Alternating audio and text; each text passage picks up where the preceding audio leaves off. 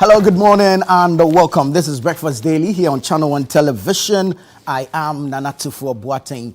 You can see me scrolling through the papers already. Gives you an indication that there's a lot in store for you on the show today. Some very interesting topics to be discussed. But we're not going to do it alone because we don't operate in a silo. We do this together with you. It's not an island to ourselves. We need you to join us, run the show from now till 11 a.m. So send us your thoughts, your comments, and your contributions. Let us know what you think, the subjects that we'll be discussing, the submissions that will be made by our guests, and of course, whatever it is that piques your interest. You can also send your heartfelt messages to your loved ones via the WhatsApp number on your screens. Send us a text. We'll do our best to read them live on the show. And then, of course, alternatively, you can go onto YouTube or Facebook where we are streaming live. Drop a comment there, but don't forget to follow, to like, and to subscribe, and to share. Go on Twitter. Jeez, they call it X. Go on X. And we have some engaging posts there. Go and engage with those posts. Retweet, repost, or whatever it is that you do now. Same with Instagram. But please, follow us, all right? Because we have some very, very interesting content for you.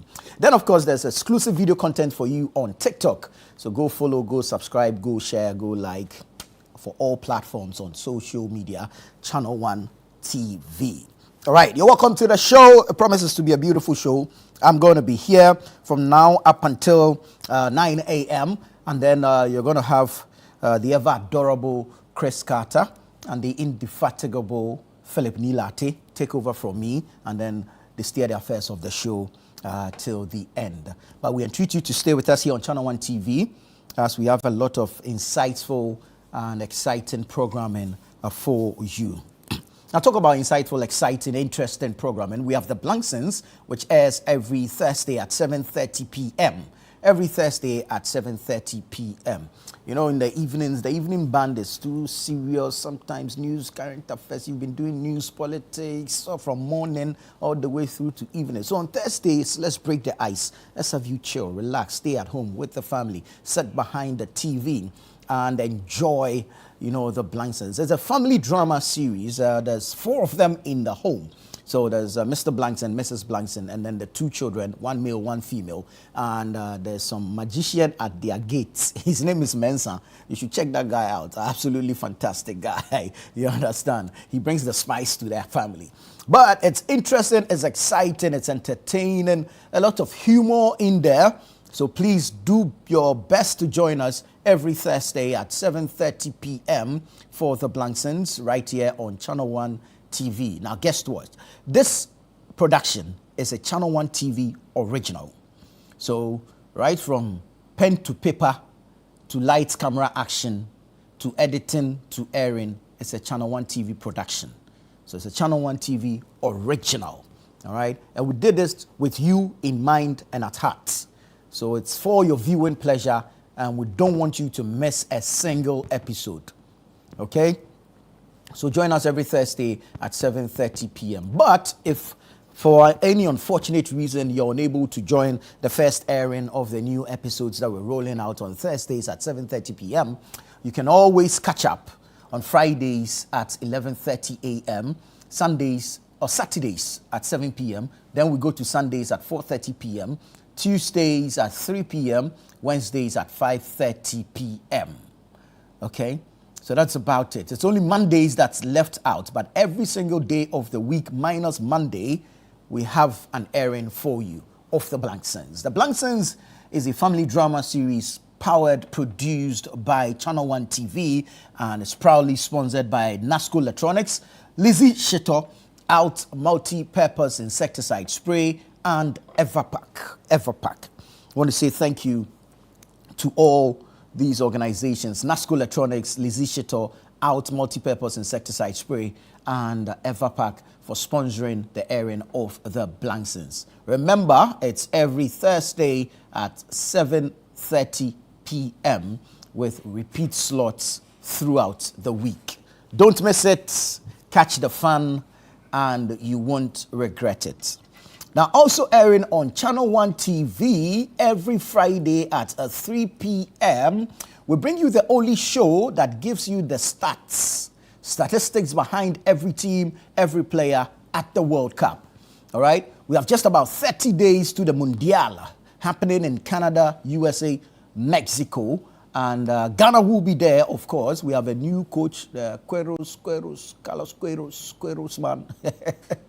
You want to know about him? This is the only show that gives you all the 411, all the info, all the details about the new Ghana coach. Here, the goalkeeper trainer is also in town.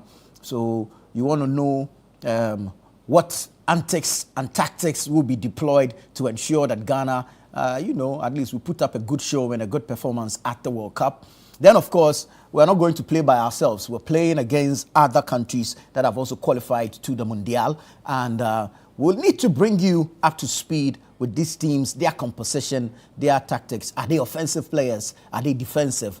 Are they ball holders? Do they play, a triad? Or do they have marksmen? What do we need to do against them? In our group, it's England, Panama, and some other country be like that. Yeah, but that country, I'm not sure. But we are hopeful, okay, that we're going to progress. And we need you to join us as we learn about the teams, the stats, the data, the figures from the World Cup. Interesting statistics to help you understand the game while you're watching the game. And guess what?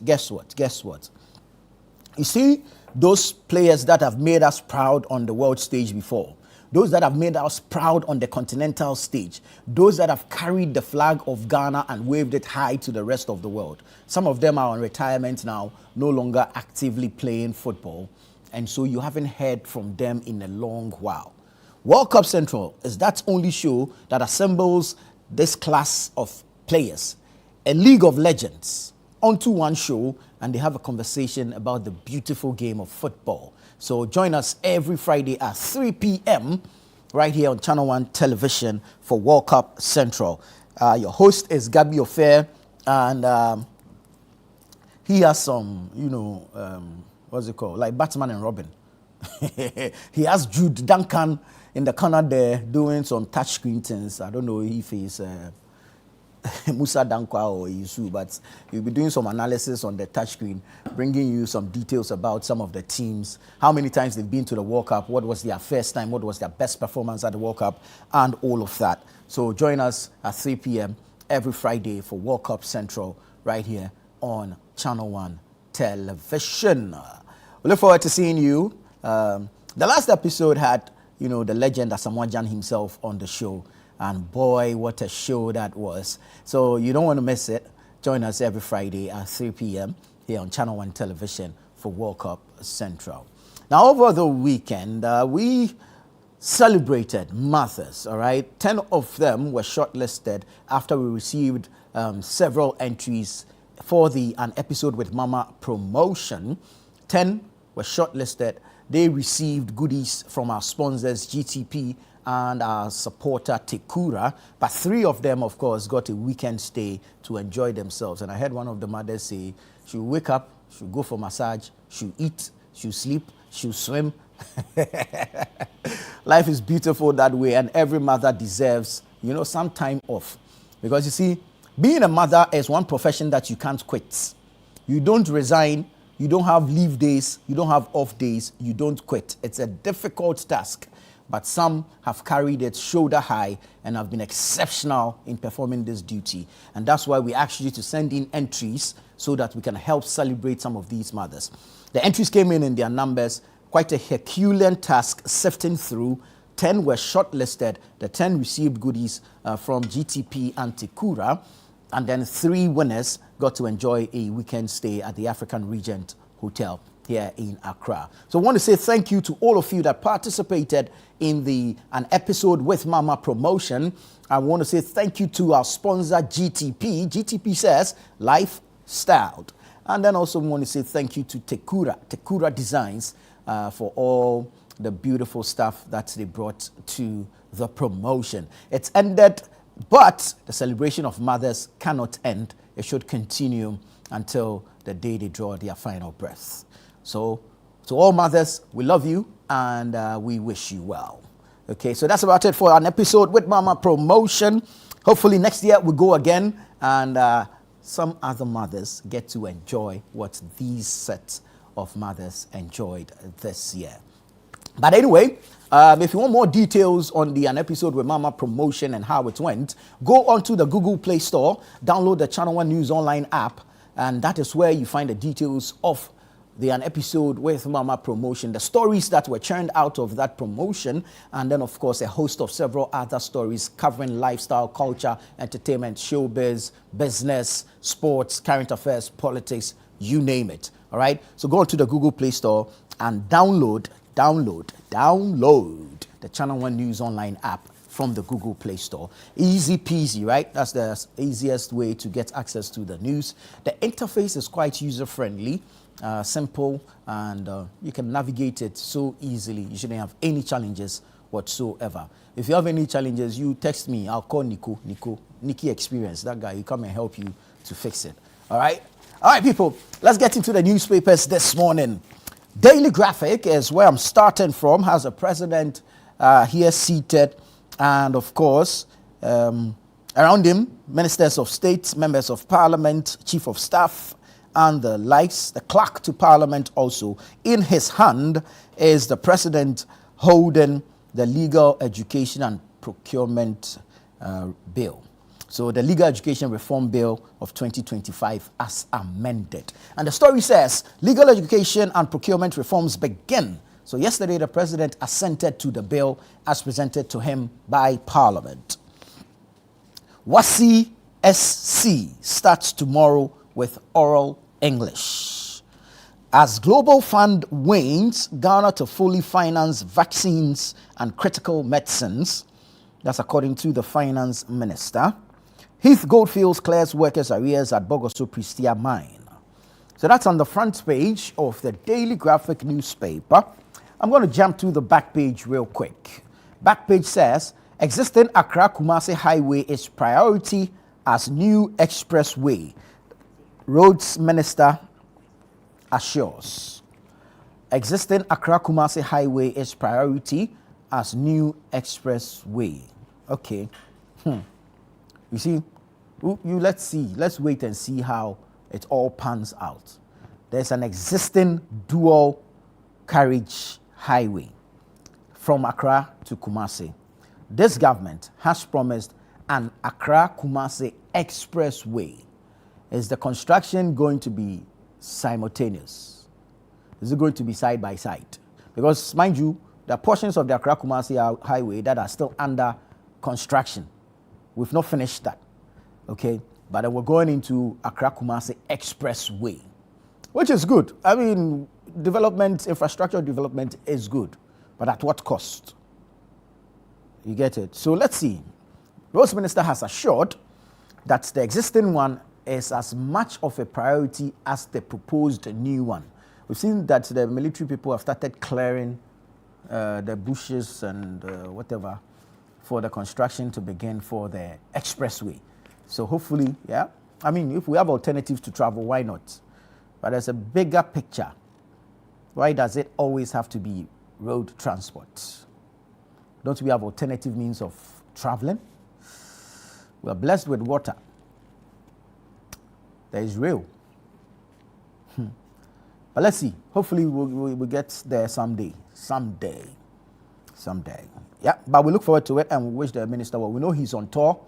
I think he's visiting the western region today, the Enchi, Elubo areas today. So our cameras are with him. We'll bring you updates from that particular tour. All right. Some other stories on the back page. This one says, Agric Minister inaugurates 25 solar-powered irrigation facilities in 3 regions. Agric Minister inaugurates 25 solar-powered irrigation facilities in 3 regions. All right. So that's it for the Daily Graphic this morning. Let's go to the Daily Guide. Daily Guide says, buffer stock case. Deputy AG and Iyoko boss sing different tunes. Buffer stock case. Deputy AG and Iyoko boss sing different tunes. Gifty Oware goes to Supreme Court over witness list order. Gifty Oware goes to Supreme Court over witness list order. 3 killed in Konongo crash. Juju gun protection fails man. Hey, Jesus. So we understand some Imrantia Hene or something wanted to try out his juju. But guy, you are going to try your protection against bullets or whatever, and you decide to use a pump action gun to try it. You will look for some DD-44 Destovel or some Cougar Magnum 5 rounds single barrel. You there are using a pump action to try yourself. But in any case, Charlie. Ghana Publishing records 16.9 million cedis profit in 2025. Ghana Publishing records 16.9 million cedis profit in 2025. So that's the front page of the Daily Guide newspaper. Let's go into the Chronicle.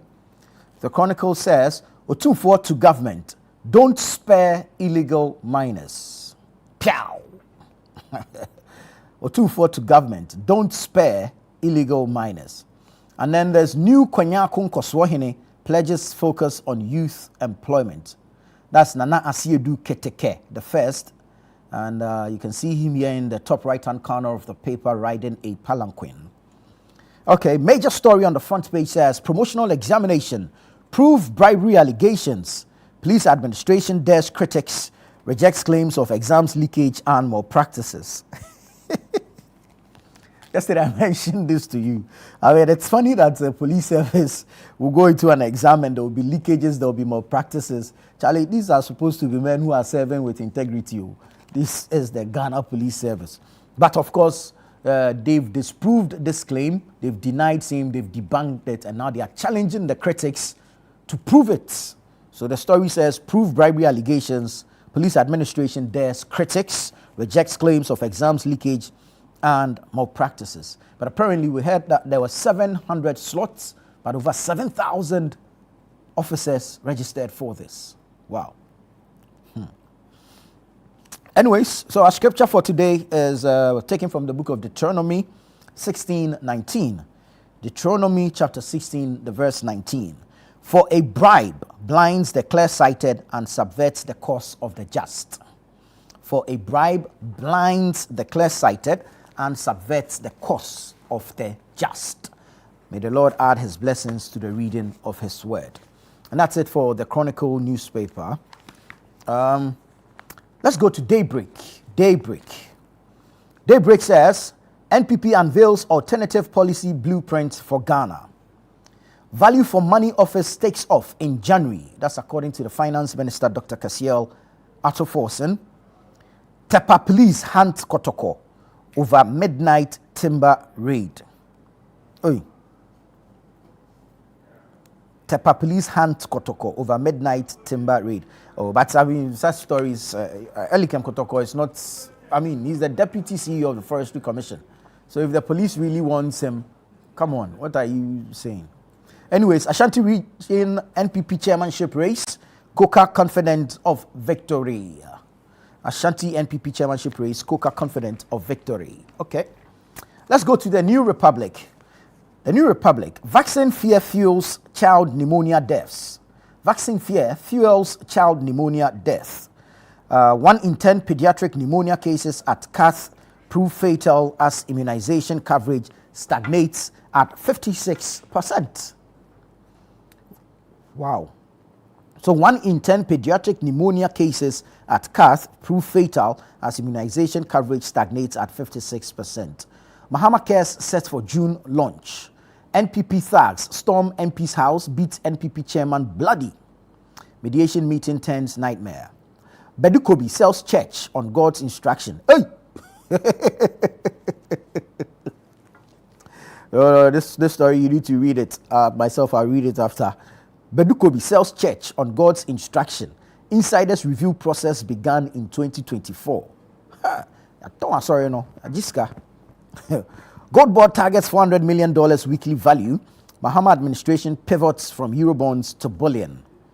And then you have 6 billion cedis T-bill stampede. Fitch upgrade sparks rush, but caution lingers. So that's the New Republic newspaper.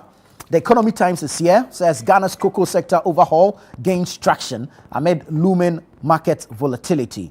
Credit-rated debt securities to debut on Ghana's capital market soon.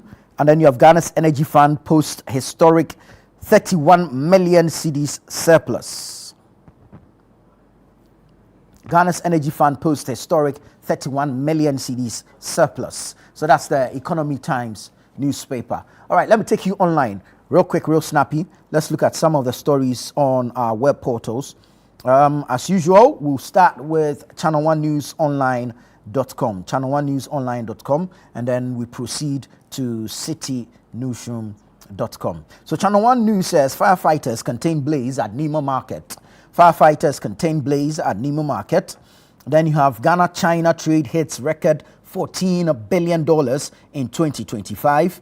Then you have engage patients better to reduce complaints, GMA to health professionals. EMISA case, GMA offers legal and psychological support to implicated members. Awutu Senya, Papasi residents demand relocation of poultry farms over pollution concerns. Law school entrance exams will still be held this year. That's according to Ansa Asare. No more automatic extensions for road contractors. That's Roads Minister Kwame Gavin-Sagboja. Stay active, eat healthy. GMA to Ghanaians. Government won't cancel inherited road projects. Kwame Gavin-Sagboja speaking again. Mahama Cares doesn't fund treatment abroad. That's Adjoa Obobia Opokudako, administrator of the Mahama Cares Fund. Again, she says 3 new cardiology centers established under Mahama Cares. And then you have police arrest 3 over suspected narcotics, reject 100,000 cedis bribe. And then you have over 4,000 pharmacists verified, only 100 recruited. So that's on channel1newsonline.com. Now, if you go to citynewsroom.com, citynewsroom.com, government borrows 120 billion cedis from T-bills in first 4 months of 2026. Government borrows 120 billion cedis from T-bills in first 4 months of 2026. Mahama joins African leaders at France Africa Summit in Kenya. Banks recover strongly as deposits rise, bad loans decline. Banks recover strongly as deposits rise and bad loans decline. So you have free SHS. We've resolved feeding challenges. That's the sector minister, Haruna Idrisu, speaking there. Free SHS. We've resolved feeding challenges. That's according to Haruna Idrisu. Then you have Ghana Bank's strengthened buffers as capital adequacy ratio hits 17.5%. Fire destroys parts of Nemo Market. Charles Emisa probe. GMA provides legal and psychological support for implicated health workers. Again, Charles Emisa, Akosa Committee cannot declare health workers guilty. That's according to the Ghana Medical Association. Kumasi Accra Highway, 3 dead, 20 injured in fatal crash. And then still in Kumasi, you have police inspector interdicted and remanded over alleged robbery. All right, so you get details of these stories and several others online. Go to citynewsroom.com as well as channel1newsonline.com. Now, I have a wonderful, wonderful, wonderful birthday message for a very special, special individual. And it comes with a very beautiful message. And it is expected because this is a beautiful human being through and through. Happy birthday to our amazing mom and wife, Mrs. Jessica Manfo. You are a precious gift, a source of strength, grace, and inspiration. Your love, kindness, and unwavering faith continues to make a beautiful difference in so many lives. May this new year bring you unending joy, divine favor, good health, and all the desires of your heart. With love and appreciation from the Manfos, Efua, Abna, and Kofi. Happy, happy birthday to you, Mrs. Jessica Manfo. And we support this birthday message with 20 billion bags of cement. Jessica, live long and may God continue to bless and favor you. Happy birthday once again.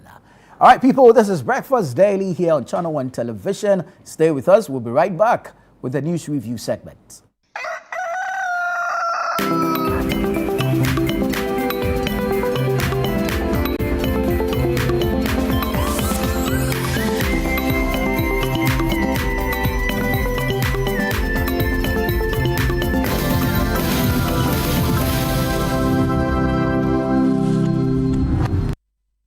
Rejection can shake your confidence. But what if it's not a denial? What if it's redirection? On Lifeline this week, we're talking about how to handle rejection without losing yourself. Why is it that when I have rejection, it gets to my heart? When it interrupts your plan, that's painful. But even more, it challenges your sense of value, your sense of belonging. Your identity. You needed to get here, and to get here, maybe you needed to get married. To get married, you need to propose to a lady. And so that's what you went ahead to do. And you were rejected at that point. That rejection is not saying that you're not meant to be married necessarily. Right. It is saying this is not, it could be saying this is not the door for you. Right. Join Bishop Fred Crunchy-Mensah and his guest Eunice Osetutu this Tuesday at 10 p.m. only on Channel One TV.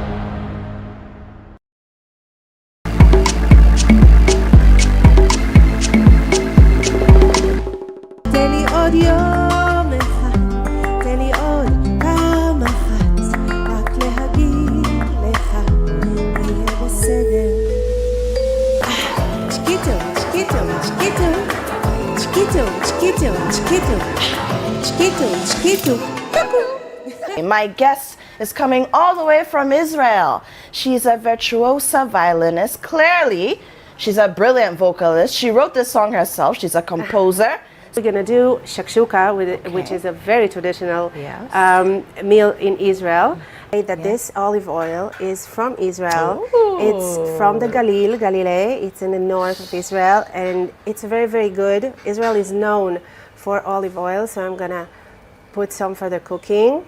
I love shooting videos, by the way, in the desert. I love just showing different sides of Israel with my music.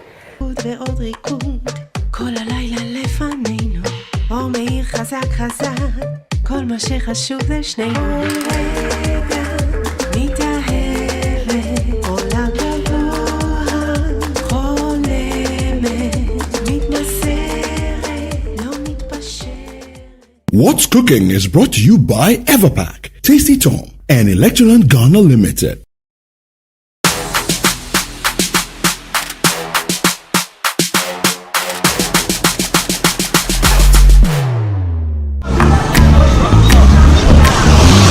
Hello everybody, welcome to Vox Pop Central. Who brought cocoa to Ghana? Cocoa Mama Tisro. GRA, Ghana Registers Association. Do due diligence. Two diligences. I was like, how? Two diligences. You bamboozled me. You scatter me. Hey, what about them? We the ones who scatter them. What do you call the song you sing to make babies sleep? We have many songs live. Baby, careful, Because, hey! Eti like me nation habu, eshi makpa. What the? Ameko maye, habu foi. Okay, foi. So, whether it's a school, market, lorry station, or wherever I may find you, when you see me, Murife, don't run, don't run, don't run. Vox Pop Central airs Thursdays at 7 p.m. only on Channel One TV. From Accra to Buenos history, every player brings a story. Every number means something. Welcome to World Cup Central, only on Channel One TV. Hello and welcome to another episode of World Cup Central right on Channel One TV. Your home of football intelligence with African energy and global perspective. We're taking you beyond the highlights, from powerful eye-opening stats to sharp breakdowns of every qualified nation to insights that change how you see the beautiful game. Their first appearance was in 1930, and their best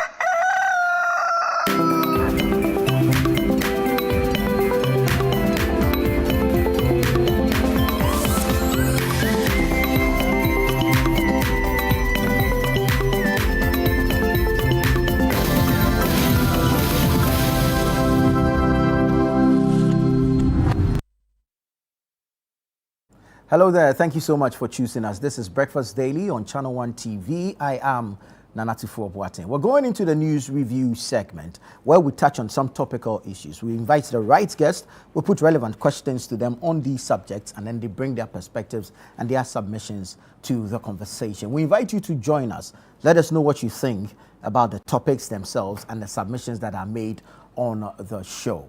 The WhatsApp number is on your screens. Alternatively, we're streaming live on Facebook and on YouTube. You can drop a comment there. Follow us on Instagram and on X. And then you can subscribe. And of course, follow, like, share, and all the things that you do on social media. Go to TikTok. We have some exclusive video content for you. Channel One TV. All right. My guests are in studio. Let me do a quick introduction, and then we'll get into our business for the day. Dr. Dixon Adomaku Kisi is a former member of parliament for Anya Sotuum. Doc, good morning. It's good to have you. Thank you. Very well. Happy to be here. Seated next to him is Lamti Apanga. He's the acting deputy commissioner for the Gaming Commission of Ghana. Council, good morning. Good morning, to have brother. you. Good morning. Yeah.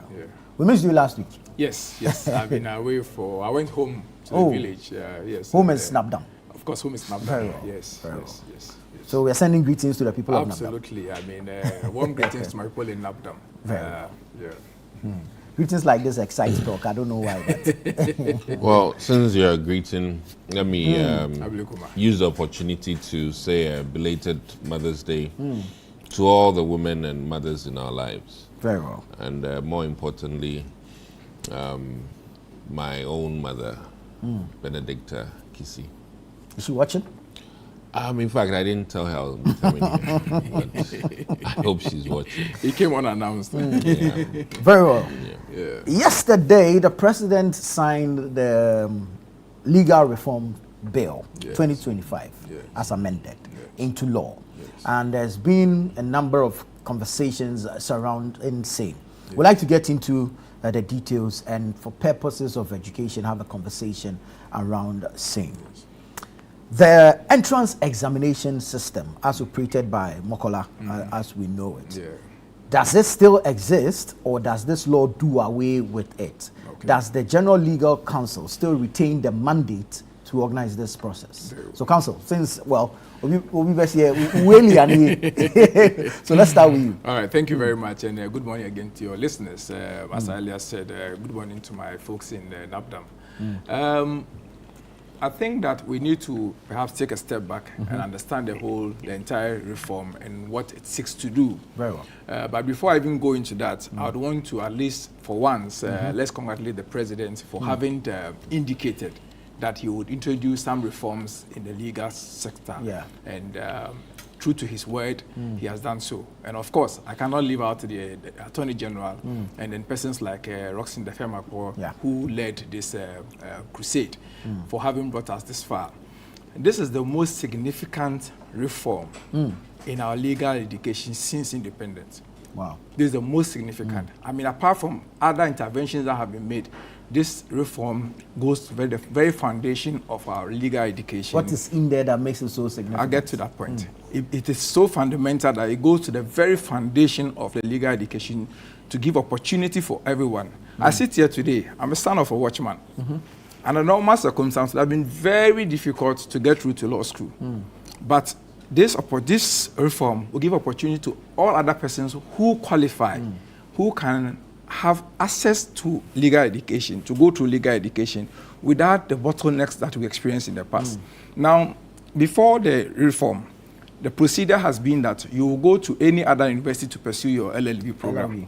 When you have qualified for LLB program, you now sit through an entrance examination. This entrance examination has been introduced because of the limited space at the law school, and not because it is a requirement to get to law school. Okay. At our time, we didn't have to sit through any entrance examination. And times before us, there were no entrance examination. Because the numbers were not The as numbers much. were few. I mean, at some point, University of Ghana was the only university in Ghana that produced LLB graduates. Right. Then subsequently, KNUST came on board, and some few other foreign universities also came on board, and then we had private universities coming on board. And so the limited space at the law school was so small, and that we needed to now find ways and means to ensure that there are some other layer of requirements to bring down who can get in and who cannot get in. And that was completely subjective, because it was very difficult to say that someone who already has an LLB naturally should qualify for the professional program under normal circumstance, because the limited space now has to sit through an examination and even go for an interview. What it meant is that we were denying people the opportunity to pursue their legal ambition, legal education ambition, and to become lawyers. And of course, we all know for sure that we don't have adequate lawyers in Ghana. And so this bill now takes away that monopoly that the Ghana Law School had in the past, where the Ghana Law School was the sole professional training institution for lawyers in Ghana. For 66 years. 66 years. Anyone else in Ghana who had an LLB, anyone else who had even been called to the bar in any Commonwealth country who comes to Ghana and wants to practice will still have to go through the Ghana Law School, through the Ghana General Legal Council. Now, this bill now introduces a new council to replace the General Legal Council. General Legal Council will continue to play its role as the professional body that monitors lawyers, the conduct of lawyers, and all that lawyers do. But of course, there will be a council to take care of legal education in Ghana, which council may also become more or less the arm that sees to the examination, the bar examination that law students will have to sit and go through. Now, what it means is that some institutions will be accredited. They will pursue their LLB programs, run their LLB programs, and then be accredited to pursue or grant the professional program to students who intend to undertake the professional program. And then when you are prepared, you now come and sit your examination. So it takes away two bottlenecks. One of the bottlenecks is the admission process into the Ghana Law School, and the admission process, and even the challenges you have to be able to become a lawyer or get called to the bar. And so now they've opened up a huge opportunity for everyone. We don't have a centralized law school as we used to have in the past. And another significant part is that, you know, Makola's program has been 2 years in the last few years now. They try experimenting with the 1 year program. That didn't seem to go down very well. So we have to reverse back to the 2 years. Now, this one allows you to go through the professional program for 1 year. Okay. So once you have your LLB and you pursue the professional program at an accredited institution, you can sit, you can go for 1 year program, and then you can sit to the bar exams. If you pass the bar exams, you get called to the bar. Okay. So what this means in plain terms is that several other accredited universities can run the program. Yes. But the General Legal Council will supervise and conduct the bar exam. Absolutely. No, but there's no general legal. Not General Legal Council. Not the General Legal Council. Council. The A law, council. Yes, yes. So this law establishes a new council and dissolves the General Legal Council? No, it doesn't. It creates a new council for the purposes of legal education. The General Legal Council has a bigger ambit. Okay. If you appreciate it well, the General Legal Council is like the Nurses and Midwifery Council. I mean, they, among other things, are currently is to see to the education and the professional conduct of lawyers, including licensing of lawyers. Okay. You have to note that lawyers are required every year to renew their license to be able to operate in Ghana. Okay, so now... So the General Legal Council will continue to perform those roles. But as far as legal education is concerned, a new council will see to the examination at the bar. So new council sees to the examination at the bar, but then you still have to go to the General Legal Council for a license. Yes, when you get called to the bar, and you are now called to the bar, the General Legal Council will continue to be the institution that will grant you license, that will supervise your conduct, professional conduct, so that where there are disciplinary actions, the General Legal Council will continue to enforce those disciplinary proceedings and conduct those disciplinary requirements. Very well. Doc, let me come to you on the matter of access versus quality.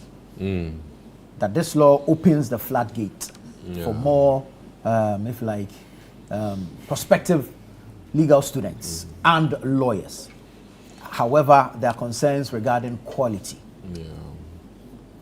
First of all, let me add a few key things. We all appreciate reforms and changes. And I think that the NDC, to some extent, as he rightly says, promised Ghanaians that they will do some reforms in the legal system. I'm no lawyer, but I welcome changes in the professional institutions in this country. Borrowing from some of my experience, once there are many good schools, the true litmus test will be those who pass the bar. And I think that that should be strengthened so that the bar exam truly, whether you go through Makola or any other institution, that the bar exam is a means to an end to really justify whether you are taught well. And let me also come in that in places like Nevada, it's not just about the numbers of lawyers, but they have a yearly quota for the bar, and these are things that need further discussion. But one of the troubling things in all of this is whether entrance examination will happen. Many of the students are wary. Is it July 21st, or will it be pushed to September? And I think that there was a misstep in the earlier communication about the reform. The lack of clarity was troubling. And some parents are not sure whether they are to be paying for entrance exam or not. But what is quite clear, regardless of all of this, is that there will be some entrance examination. I would explain. You finish. I mean, because there's a contention regarding the earlier publication for an entrance examination. So I must, do the rightful thing. If you are not preparing, please prepare. You're convinced that there will be. Well, I mean, despite the bill, in this the law. country, you are better. And mind you, as for the laws, we've done plenty. The implementation, will it take effect this year or next year? I mean, and mind you, there are many laws out there that have not been implemented. So I won't hold Mahama so much if the thing is in writing, but they don't implement. And with I can cite many examples, even some of the sports betting, taxes. Not everything is being charged. Some of them during our time, not everything we agreed on and was assented to was actually implemented. For political gains or losses. And I can also reference as to trade, when trade wanted to charge heavy importation, the Kukumpe and Abusukan people, talked against, and then we had to. So in all of this, reform, sign, check, implementation, not checked. And that bit is what we are waiting to see. In all of this too, let me say that our country needs lawyers, yes, but I also think that we need to carefully look at Korea, Samsung. Okay, we need to look carefully at the gold we have. and my key point here, which Larry is appreciating, is that if we get lawyered up, we may lose out. Yeah. Because our nation we have very good people who are adept and very skilled in the artisan type of things. And we need to look too much into that. We need to promote many other professions like architects. And more importantly, one of our biggest problems are roads, which means that we need probably more civil engineers. This is me looking at the country in a very holistic way. Our disease are manholes, potholes. That is Ghana's biggest disease. So, and Galamsey now. So I think that in all of this, as a country, if we're doing things in a certain direction, if you look at the Chinese and the way they do roads so quick, how do we achieve that? We won't achieve that by lowering up. We'll achieve that by ensuring that, the TVET programs, very skilled people who can do roads for cheaper, less expensive, and have decent pay. Not wheelbarrow contractors. So these are my Does it thoughts. worry you that even some of our technical universities are veering into the social sciences? That is sickening. And Nkrumah is crying. Nkrumah is crying because even him, 70 years ago, he could see that the path to development is the artisan pathway. And Ghanaians do well. We do well when we carve, we do well when we do these baskets from, the north and things like that. We have very powerful things that, this outfit I'm in, if I bought it in India, it would cost me a lot. Or if I bought it in China, people are skilled. Ghanaians are skilled. And I really think that we need to explore that. We have the, Louis Vuitton type people in this country. We can also export fashion. So these are my thoughts. Kudos to Mahama with the Batakari trend, which I hope we can push, So these are just my thoughts. But they've done the reforms. We'll wait and see the implementation. But if you're going, please start learning. Don't listen to these people. You'll be there, no, then exams, pa. Why are you pointing at? And no, I mean the NDC administration. So let me say a very I guess well wishes to all those with excitement to join the legal fraternity, but it's good. Nana did some. He also contributed quite heavily. I think he came for lawyers.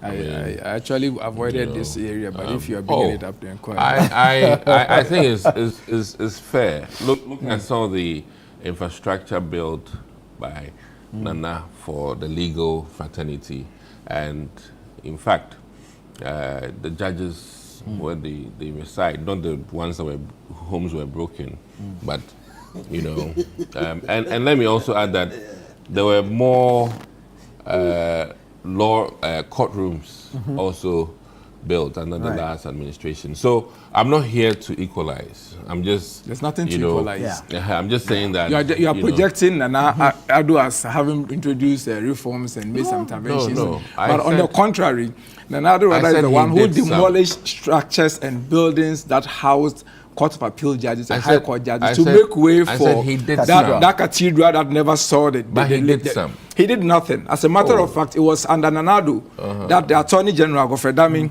cut salt for the construction of the Law Village in Legon. That, as I speak to you to date, not a single block, nothing has happened there. It was under NDC one major that Atta Mills began the court complex, which was completed by John Dramani Mahama and opened by him. I mean, that particular building, the miniature provided us courthouses in this 44 courtrooms in that single building, and has changed completely the manner in which legal and judicial service is rendered in this country. As a matter of fact, if you knew what Cocoa Affairs was, and what the court complex has introduced, I'm telling you, you don't have an idea of what we are talking about. I think some courts were open across the country. I think in Chebi and other places, yes. No. I think one of the last things was even a building in Adenta for lawyers. Lawyers, I mean, there's no building in Adenta for lawyers. Law school.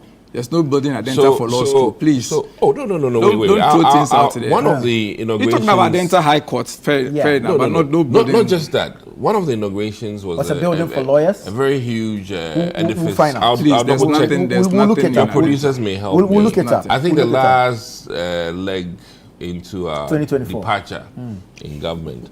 So I want to just do one key thing. We cannot discount the fact that Nana Dankwa Akufo-Addo contributed to the law of fraternity. You don't discount it. And Mahama is in to do more, fine. No big deal. Infrastructure are two separate stuff. And then if you even need to know it, it was under another that you poured hot water on law students.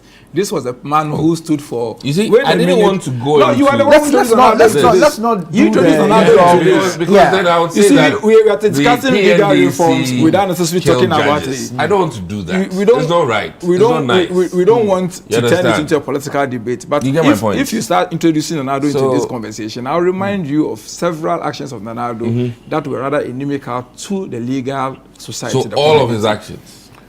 Anyway, let's hear from Larry. It's not my duty to. Larry, legal education reforms. Yeah, I think it's a brilliant achievement. Is that the proper description? That for 66 years, I mean, the country has been haggling over this particular, thing, whether or not there are enough lawyers.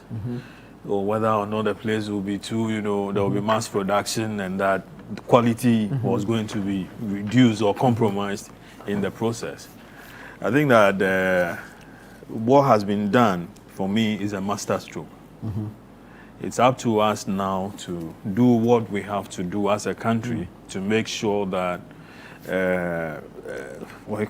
it doesn't become what the naysayers are, thinking about. You get it. I have always felt that the bit, or people who say that, this thing was going to compromise quality and that over their dead bodies will such a thing happen, were behaving in a narrow-minded manner. Why? They saw the thing more from, let's say, the practice point of view, what happens in the courtroom.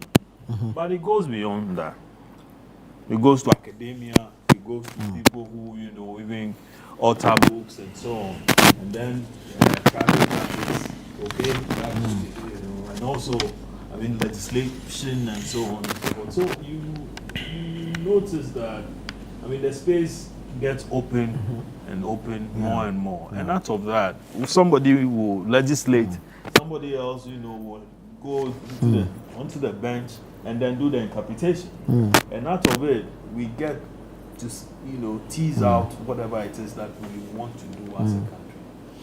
Again, if our democracy is supposed to thrive, we need to put the law in the street. True. Okay? Such that you understand whatever it is. Your actions will be better informed when, let's say, at least you have a certain modicum of, legal whatever in you. You know what they say about ignorance of the law? Yeah, exactly. So there you notice that we are becoming a better society. Rather than don't go there because when we saturate the place, people's daily bread will be affected. For me, it was completely a narrow and needless debate at the time. You think this breaks that ceiling of if like law or legal education being the preserve of a certain people in society and all that? I used to know that there were certain families who will give you their complimentary card and tell you that go and hand it over to Asimesi Okay, and you are sure that with that complimentary card you get admission to the law school. Okay, I mean that was what it is. It was also so bad that I have friends who had gone through the law school process, sat the final exams many times, but were never called to the bar. Meanwhile, but did they fail or they pass? Oh well, they were never called. Did they pass? If you pass, you be called. Okay, so they tell you that is the argument, but then at the end of they also tell you that it's a call. Okay. You are called. You are called, and so you can based on who knows your number. You are called. Okay, so you hear a lot of those arguments as well. I think that what has been done. It's better. You don't have to go through the LLB process. How many years? Okay, then after that, you have to go and now sit for entrance exams. And that also where people are using the complementary cards to get admission. You, because maybe your father is from, where are you from? Me? Yes, you. So my dad is from Kufudia. Okay, okay. But so, I lean towards my mom. Okay, so maybe because I'm from Akachi. Okay. And that because I'm from Akachi, the person who is from the next town is better placed, you know, because of who do you have Nelson Dafia McBoss card? No, I don't. So you want to, you know, that I think with this, I hope that clears it. Another thing that this should clear is this overwhelming reliance on these foreign schools. You know, things got to a head where Ghanaians were traveling to Gambia. Sierra Leone, Gambia, the Gambia, Rwanda, and many other places, UK, and to get called to their bar and then come here and then write post call. You get it? I mean, all because St. George. Okay, they had passed. And they needed to go, but then because they couldn't make the entrance exams, I mean, or they didn't have a complimentary card, they couldn't go through. Another thing that this will also resolve is where the University of London's and then all these foreign institutions that we have, where you are required to pay pounds, thousands of pounds, just to pass the LLB. Okay, and then make it to the law school. There are Ghanaians here who are also even having to do the bar from here. Exactly, through distance learning and so on. So this thing resolves a lot of things, takes pressure off people's pockets and all that. Okay, and so I'm particularly excited about it, about how, I mean, the opening up of the space, creating access and so on and so forth. But there appears to be a group of people who don't want to, understand all what all this thing is about. So you go first, okay, there is not going to be entrance exams. The farm report comes and then explains the thing, eloquently for all of us to understand. That listen, there's not going to be. But then somebody out there says, oh, there's going to be. Well, as I heard Ansari, but I've also heard this guy, Asifua. Okay, Vincent Asifua. Yes, he yesterday even issued a statement demanding that there's still the need for clarity. There's still a need for clarity. It's as though, I mean, we are refusing to, to hear, to hear whatever he's saying. There was something I noticed when this whole debate started about 2 years. Reforms. Yes, the reforms 2 years ago, where NDC proposed. No, it was I think 2020 or so. Okay. When NDC said that when they win the election, they were going to do A, B, C, D. And for the first time, the law school admitted over 1,000. That was a year. That was a year. In fact, that was a year where the students went on demonstration and they were refused access to the Flagstaff House. And then they had to find solace with John Mahama in opposition to present their petition. And immediately they opened up and admitted over 1,000 students into the law school. Yes. At the time, most of them had passed the exams. Yes. But then the law school was using some manner of tactics to slash them and so on. So then they complained. And then Muhammad said, oh, he was going to do this. And suddenly they had space for all manner of people to enter. Right. So I think that it's a good call. Unfortunately, the NDC is not celebrating this enough. They're going to live with this thing where somebody will take advantage of it and then say that, oh, listen, it's much ado about nothing. Nothing. Yeah, I think it's a very, brilliant thing that you guys have done, and you should be able to celebrate it. Right. Let's get some further education from council on this matter. Yes. So, what will this law do away with entrance exams for LLB? So we need to differentiate entrance exams for LLB and entrance exams at the professional level. Yeah. Now, generally speaking, it's been a practice by all universities that when you apply to undertake the LLB program, you need to go through some selection, examination, and interview process. Right. It has always been the practice at the University of Ghana, at Kwame Nkrumah University of Science and Technology, at GIMPA, and all other places that LLB programs are run. What they do is that if you qualify, they have a requirements scheme, whether you should hold a previous degree in any other subject, and then you should have a particular class and all that. Now, when you have met those basic requirements, you apply. You now have to sit an examination and sometimes attend an interview. What you need to understand is that the law program is designed to aid certain particular persons to be able to go through and pass. And so they will have some subjective manner of testing whether or not you meet at least those basic requirements. One is analytical thinking, orderliness of presentation. And so sometimes people go to those examinations preparing and reading to get the substance. It's not so much about substance, but it's how you're able to orderliness present your case or your presentation and make very good analysis. And of course, at the interview, they want to test your ability to speak on your feet, your ability to understand, because as a lawyer, you can't always be running around looking for books to refer to before you can speak. And so those are some basic tests they will do. And that will continue to be there because that has been the practice by several universities.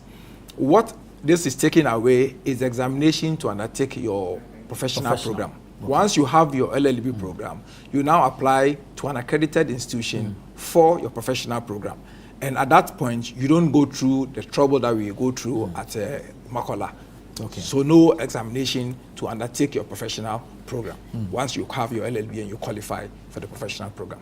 That's as simple as that. Right. Yes. Concerns about proliferation of institutions running the law program now. Yes. And whether or not this accreditation to run a law program will be the preserve of GTech or this council that will be established. Okay, so the law program is designed in two folds.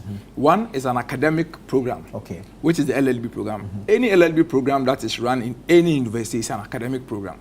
It is teaching you purely the law as it is in substance. Right. And then when you come to practice, that is where the new council will take charge, what the General Legal Council has been doing in the past.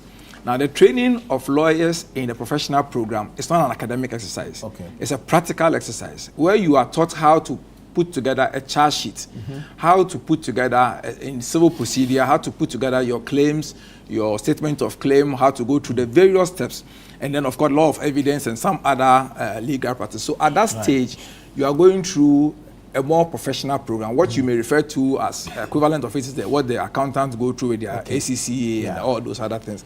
It is not academic, it is practical. Now, you would definitely require GTech to continue to accredit universities to run the LLB program because that's an academic exercise and they need to meet certain requirements. Now, this reform also requires that the council that will give accreditation will work in collaboration with GTech to set standards for the professional programs so that certain universities that meet those standards would run the professional programs. Even including the Ghana Law School. Right. It's not as though the Ghana Law School has entirely been abolished, but the monopoly, the centralized system has been taken off and are giving the opportunity for other universities, other institutions to do so. My brother spoke about implementation and that it may take next year. Yeah, I was coming the Attorney General has cleared it, that it will be implemented immediately. So this year... So it's effective immediately? Effective immediately. What we will see in the coming days... So will there be exams this year? From what we have been told, there will not be examination in Makola anymore, even this year. Because what we have been told is that a council will be set up very soon. The accreditation systems will be put in place. People will be granted, institutions will be granted. Don't forget that there are some institutions that already have some requirements or some logistics, including manpower, that can meet the professional program. I mean, you take University of Ghana, that has been running law programs for more than 50 years. Yeah. You take KNUST, that has been doing so for a long time now. You take GIMPA, you take other institutions. And of course, in the Ghana Law School as well. And so we will see implementation from this year. The Attorney General has made that clear. We will see very soon that the council would be sworn in. They will be given the mandate to go ahead and then commence work. And so implementation will start this year. And that is what we have been assured of. The circular that went out, I think had June. Yeah. Yes. For the exams. No, I think July. Okay. Yeah, July. That I remember. Yes. Yeah. But you see, I think that what needs to be done is to get the Ghana Law School to write withdrawing that circular, saying that wouldn't happen. The entrance wouldn't happen again based on the new law that has been passed. Yes, but don't forget that the law was passed only yesterday. Yeah. And so now that the president has assented to the bill and it has become law, they will be compelled to comply by what the law says. And so you will see some communication But to that if it effect. automatically negates this, then the law school doesn't really have to. We have a Ghana implementation. The argument we are making, we are making this argument because of the confusion generated by that particular circular. Well, I agree with you. Yeah. So And maybe the school should write to Yeah, withdraw the that school should say, circular. listen, I mean, based on Clarity. new development, Clarity. we are Yeah. pulling down Absolutely. that. Clarity. That is This is non-partisan. This is Must everything be partisan? clarity. Absolutely. I think it's appropriate. On That's why behalf school of the comes to students, we are talking for them and their parents. us. SRC president. Yes. Are yes. you sponsoring some law students or something? Sure. No, I think we are for the voiceless, Right. and I know what they are going through. Like the cocoa farmers. The anxiety at this point in time, whether you will be writing or not. See, And, Nana, permit me to take you to Please do. just section 2 of the Act and what it says. It says that establishment of the Council for Legal Education and Training, and that is completely different from the General Legal Council. So this will be for legal education and training. Now, the object, as section 2 of the Act says that, object of the Council is to regulate legal education in the country, to ensure the promotion and maintenance of the highest possible standards in legal education. The functions include accredit institutions to provide professional legal education and training in the country in accordance with paragraph B subsection 3 of section 8 of the Legal Education Regulatory Bodies Act. In collaboration with the Ghana Tertiary, that's where GTEC comes in, set standards for the accreditation of law program in institutions, supervise accredited institutions to ensure continued compliance with the set standards of accreditation, supervise professional and practical training of persons who seek to become members of the legal profession, make provision for courses of study and practical instructions of law students in accredited institutions, advise the minister on matters relating to legal education, evaluate courses of study provided by the accredited institutions, control, supervise, and administer the access of the council to achieve the objects of the council. Right. Invest the funds of the council as the council considers appropriate. Collaborate with bodies, organizations within or outside the country that the council considers necessary, and perform any other function. So they've been given the ambit, the authority to supervise, provide accreditation, monitor, control, and ensure that courses that are run by the accredited institutions meet the standards. I mean, there's been some fear that perhaps we'll have substandard lawyers or there will be, mind you, it is extremely difficult to just have substandard lawyers in the system. You see, unlike other professions, the system would weed you out. Right. If you are not good as a lawyer, in practice, in court, you will struggle. In your private practice, in corporate practice, you will struggle. And so, naturally... So it wouldn't be like the medical doctors who are covering for each other? A culture of protectionism. No, we don't do that. We don't do that. And and mind you, there's currently, as I speak to you, there's a robust disciplinary process where lawyers are taken through a lot of professional issues whenever there's any allegation of misconduct. Every now and then, if you go to General Legal Counsel, you'll find a long queue of lawyers who are going through one thing or the other as a result of professional misconduct. And so it is not the case that lawyers have the free hand to do what they want and they get away with it. No, it's not the case at all. But let me take a few quick messages. Some are questions. Okay, this one says, while we should expand access to legal education to make legal assistance more accessible to all, we must be careful not to turn it into a mass production system. If we do, we risk weakening the profession by admitting candidates with insufficient intellectual capacity and ultimately eroding the quality and strength of our legal system. So I think that's what Council has just addressed. The practice is guided by precedent. Well, he's sending greetings to the finest presidential candidate, Dr. Mahamudu Bawumia. This is Aminu from Nsamam. Okay, this is a question. Nana, please find out from the lawyer if the new law does away with the entrance exam for LLB applicants. I think I asked that. Clarified that. You've LLB, clarified we that. still have to go through your examination. For LLB. This is Ajeni Mbuating Inosu. This one, I don't know. Maybe you can get some clarity. I'm confused. It says, as the Ghana Law School does not offer LLB, how will professional applicants be admitted and which university would they admit from?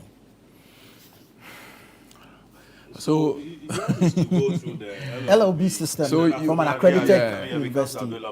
So perhaps we need to clarify again that anybody who wants to pursue law as a professional program is required to undertake the LLB program as a foundational course. Right. And so you can apply to any university that's accredited to run LLB program, whether University of Ghana, GIMPA, wherever you want to.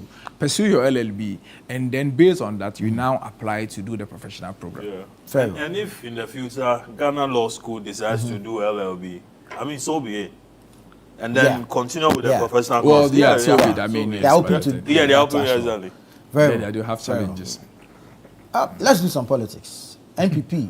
You have polling station elections, and there's confusion here and there from Bumprugu to Oyoko. Even in this constituency. Okaigwe Central. Yes, I hear one of the papers reported that the constituency chairman or the deputy constituency chairman had been beaten mercilessly. He granted an interview from his hospital bed somewhere in La Paz. Don't follow him. I'm sure Dixon is not his doctor. Is that? Doc, what's going on in the party? What's happening? Where's the paper? I think it should be in I will show you. Oh, so you've read it. You are fully aware. I think that one key thing is the level of excitement, even in opposition, to be. Well, I mean, if you look at it from a different perspective, people are excited to be polling station executives. And you spill blood when you're excited. I said overexcitement. Okay. Overexcitement can be negative. So the key word is over. Emphasis on over. Yeah, and I think that the roadmap has been very well established, and in all fairness, the new directive levels the playing ground, and I think that's what's troubling for some party chairpersons who in past times were lured on their own to do as they pleased. So the new directives and the old way of doing polling station albums. In fact, there are stories of some constituencies where the chairperson and probably the secretary will just sit in their room and write names and fix. And those things are now changing. It used to be that the MPP was begging for people to be polling station executives. In some constituencies, you go around and you won't find people willing to do MPP. Are you talking about now?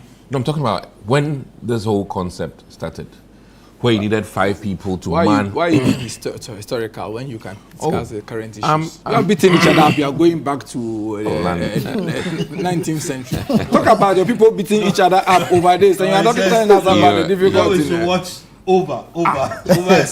The reality is that your people are beating each other up. You are giving us historical analysis. Can I Why are you behaving like a House of Folk supporter? I'm as the topic you gave us. Oyoko, something I have. Oyoko. Yeah. They are threatening legal action over this. He's not allowing me to talk. Larry just told him that even in this constituency where we are sitting, the deputy chairman of the party has been beaten, is giving interviews. He's hijacked the newspaper. And you've hijacked the newspaper, and you are also not talking. And you are giving us historical analysis. He doesn't want to give you Arsenal. No, he doesn't. May the viewers all see. I have put it there. That you have released the paper. Let the viewers appreciate that he had biscuits with coffee and he's still going on historical. Talk. Perhaps it has refreshed them. No, but one key thing. I mean, if you're a historian, and MPP tax storm MP's house beat MPP chairman bloody. Mediation meeting turns nightmare. So that's the chairman on the hospital bed with his infusion lines. Why do you need history to discuss the topic like this? I think I'll pass it on. They want to talk, so you allow them. No, but Doc, why are you beating each other over polling station elections? Like I was explaining that the new directives are very clear through the party in terms of how polling station arrangements are supposed to be. People who flout it will not have it easy. And that is why now, let me also admit that eye-opening is there. Polling station current executives and incoming executives are at liberty to speak their mind. And I think that is why we're seeing some of these unfortunate incidents. So my key thing is that excitement has moved. It's so unfortunate. Oh, Larry, my key thing is to reiterate. Unfortunate excitement. Larry, the job hard. My unfortunate excitement. Overexcitement. Overexcitement. Okay. So my key thing is to reiterate the party's directive that people who locally are known to work hard for the party should be given an equal chance to become polling station executives. And let me also add that maybe a lot of people are not aware. Because of the current situation where we are adding 2 people per polling station, it gives us a chance to add more people. So it's not like there's so much limited space. There's room. And some have also even passed on. So looking at those who have died, looking at those who have also traveled outside the country or even outside the constituency, there's room. So I think the agitations, some of them are uncalled for. And with the right, quote-unquote, internal connections, you can become a polling station executive. But I look at it from the, it's either the glass is half full or half empty. And I look at it from the half full perspective. And I'm saying that in opposition, to see people trying hard to become representatives of the party, it's exciting for me. Right. And that is one very important thing. It shouldn't trouble the NDC. They are in power now, and there'll be more people excited to work for the NDC. But for a party in opposition, where there's very little resources in opposition, to see people gearing up, it only shows that there'll be more excitement moving into the 2028 election. So we'll watch patiently, and I would only encourage people to do the right thing by what the party's directives are. Well, Council, let me come to you. For the party adopted this strategy of electing a flag bearer before going into their executive elections. So you would have expected that if there's a certain flag bearer, then everything underneath should run smoothly and there shouldn't be any challenges at all. There's a court injunction in Akim Swedru, one in Bumprugu, Okaikoe Central, they are beating first vice chairman. Oyoko is threatening legal action. From where you sit, what do you see happening within the NPP? Thank you very much. I think that there's a clear reflection, clearly, that the NPP is even incompetent in opposition. That they can't even manage themselves in opposition. See, the NPP's leadership has been so incompetent to the extent that managing very low issues as branch elections is showing the incompetence in their leadership. You do branch. You do branch. And we what? do polling stations. They do polling stations. It is only semantics. Whether polling station or branch election, branch, it's practically the same. And still at the local level. That's the lowest level of elections party executive at the local level. I want to be a branch member. I want to be a polling station. And I want you to appreciate that you are failing to be able to manage these processes well. I mean, you'll be surprised to know that in the last few months, the NDC has been going through similar process of grassroots reorganization. Right. We've had registration of our members, including opening up for new members. We've had opportunity, as I speak to you, to validate all the registers across the country. We've had opportunity, as I speak to you now, we are undertaking filing of nomination. We have introduced technology to allow people to access the forms online, fill it online, submit it online, and go through the process of elections quite peacefully. Long before we commenced this process, we issued out directives, we issued out requirements, we issued out a timetable. So almost everybody is aware. There's clear transparency. That tells you the level of competence, the level of good leadership that we are offering to our party members. On the other hand, you have rushed to go out there just to be able to satisfy Baumia's ego by electing him as a flag bearer. And throwing him out there. Meanwhile, the foundation that would hold the flag bearer is weak. The foundation cannot put itself together. You are fighting over branch elections just because there's lack of polling station.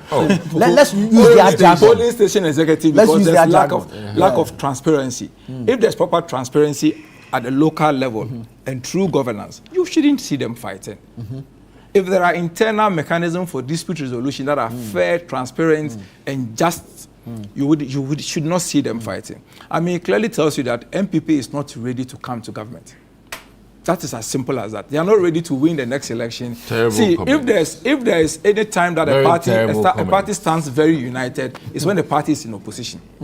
Because you are hungry for power. You are hungry to come back and serve the people of Ghana. You are hungry for the opportunity to get the mandate of Ghanaians to serve. But you've seen the flag bearer appoint as contenders in the recent years. If I even make remarks on that, you would find it extremely even weak. Oh, there again, how many people did he put in that committee? Over 200 people. That tells you the man in power is running this country with 56 ministers. You who is in opposition, how are you putting in 200 people to set up a committee to come up with policies? Are you telling us that you can't come up with policies at now, and you need 200 people to come up with such policies? It just clearly tells you that there is going to be an elephant-sized government. I had a problem with the co-chairmanship thing. If you would put together 200... Let's do the police station. Like just put together 200 people. That's what I told you. A co-chairman.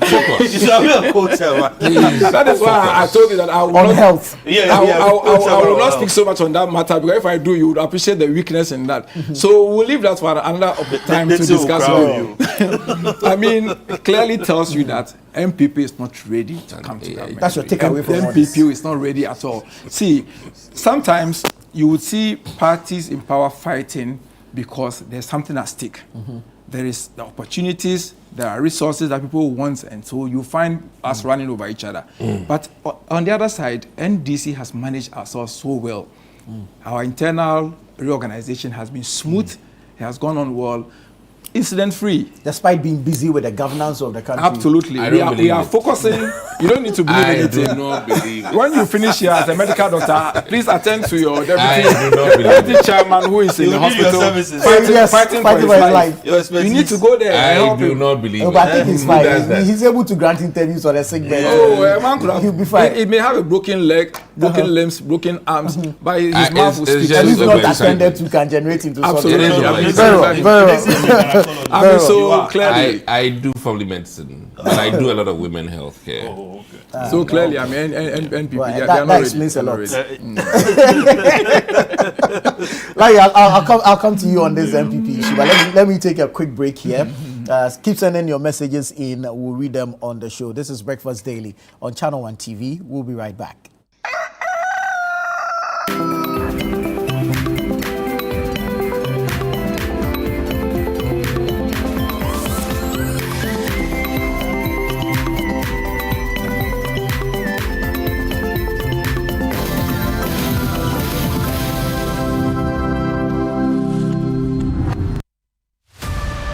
I'm ready to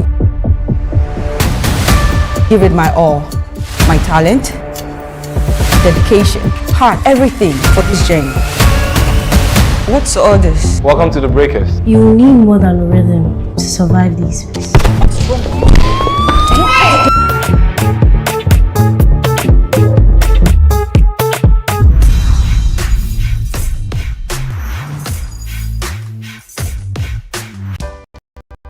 In my line of work, a confident smile is everything. Kale Charcoal Toothpaste keeps me on top of my game and ensures my smile is always radiant and bright. With the tiring nature of my job, we spend several hours under the scorching sun. To keep our teeth white and our breath fresh all the time, we use none other than Kale Charcoal Toothpaste. Kale Charcoal Toothpaste. You're on a Kessie and in a kit one. Samayo kendini, ehu behia, semecha sapapadia to amame manfo. Kale Charcoal's natural ingredients, eno a bomb is seho bine, a maniswing, nesansu mama hotoso, e will bedroom. Kale Charcoal Toothpaste. Choose Kale Charcoal Toothpaste for anti-cavity, whiter teeth, and fresher breath all day. Available in 80 gram and 150 gram. Grab yours today. Kale, happy smile. This advert is FDA approved. Turn up your sound experience with the We Hear speakers by Lovi. From the sleek We Hear 1 to the powerful We Hear 2, and now the premium We Hear Pro. Fully endorsed by Kylian Mbappe. This is not just a speaker, it's a flexible, high-performance outdoor Bluetooth speaker built to bring your music to life anywhere. With up to 100 watts of music power, you get bold, immersive sound wherever you go. All available in stylish standout colors. Now the good news. From April 20th to May 20th, grab yours at a special discounted price. The We Hear 1 now at 400 Ghana cedis. The We Hear 2 at 900 Ghana cedis. And the premium We Hear Pro now at 3,800 Ghana cedis. Don't miss out. Call 020-195-7739 or pick up at the Atlantic Towers. You can also grab yours at Orange FM Kumasi, Plus FM, or 3 Music TV in Accra. Number 12 Afunya Street at Belengpe. Don't miss out on this special discounted offer. It's the We Hear promo powered by Lovi. We Hear, feel the power, hear the difference.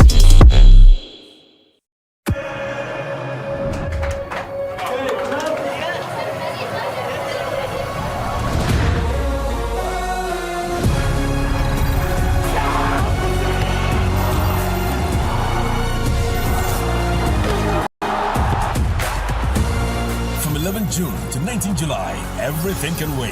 The FIFA World Cup 2026. Catch all 104 matches, as little as 58 Ghana cedis, live on SuperSport, only on DSTV. Do you want a healthy smile? I think most people need to know about oral cancer and oral cancer screening. So oral cancers are deadly. They come late, which means by the time we're catching them, they're in grade 4 and we lose them. Best way to solve this is to catch them early, so we need to screen them more often. What do you guys do as hygienists? So usually on the first visit, when our patients come in, we do a visual exam. So we'll palpate your neck, we'll check your lips, your tongue. We'll use a special light called an oral ID to detect abnormal tissues.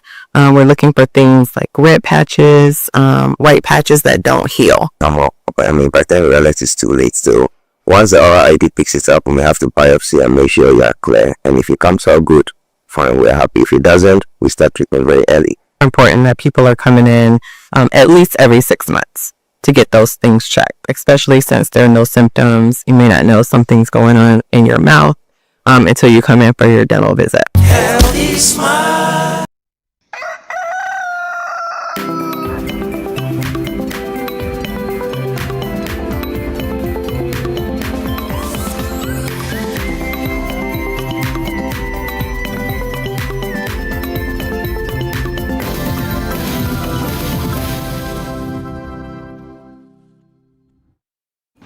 Welcome back. This is the News Review segment on Breakfast Daily here on Channel 1 Television. Lawyer Lamtiga Panga is here. Dr. Dixon Adomako Kisi is here. Editor Larry Dogbe is also here. We've moved on from the legal reforms, but there's still a few messages coming in on that.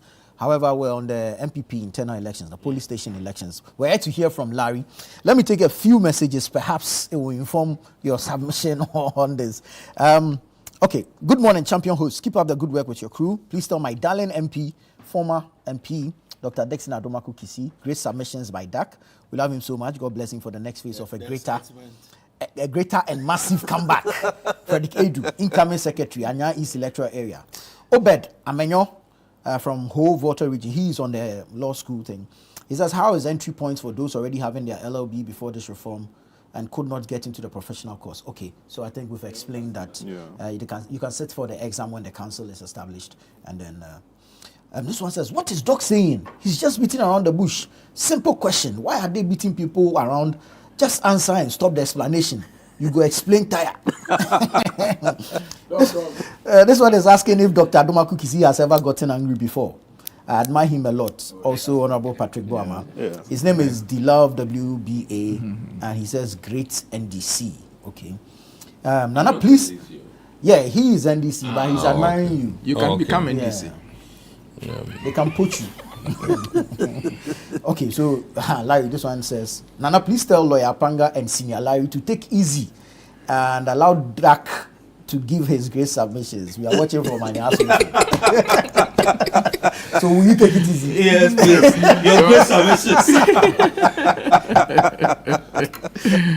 Overexcitement. Overexcitement. What do you make of the overexcitement leading to the beatings? Well, the excitement is great. And the excitement is bloody. There's like BEC exams, and then they're asking you how it went. You see how the paper captured it? It was supposed to be a peaceful meeting, but it resulted to blood on pavement. So these journalists. So the excitement has led to bloody. Bloody. You know, but you see, I think that it's rather unfortunate because the home in which it happened, Patrick Boame's house. Patrick, we all know, very peaceful guy. Very, very peaceful, very admirable guy. I mean, to do. Fantastic guy. Oh yeah, fantastic guy. In the words of Dixon, I mean, to carry out such violent, thing in his home. I mean, it's rather unfortunate. But for me, it's even more worrying when you put labels on yourself. Apostles of democracy, the believers of rule of law. The which one? The doyens of something. The all those things. Human rights activists, all that. And this is when you get excited. This is what you do to yourselves. It's unfortunate, but it's not far-fetched. You know why? Some of us on this table saw this coming. Really? We told you that they were putting the cart before the horse. Okay?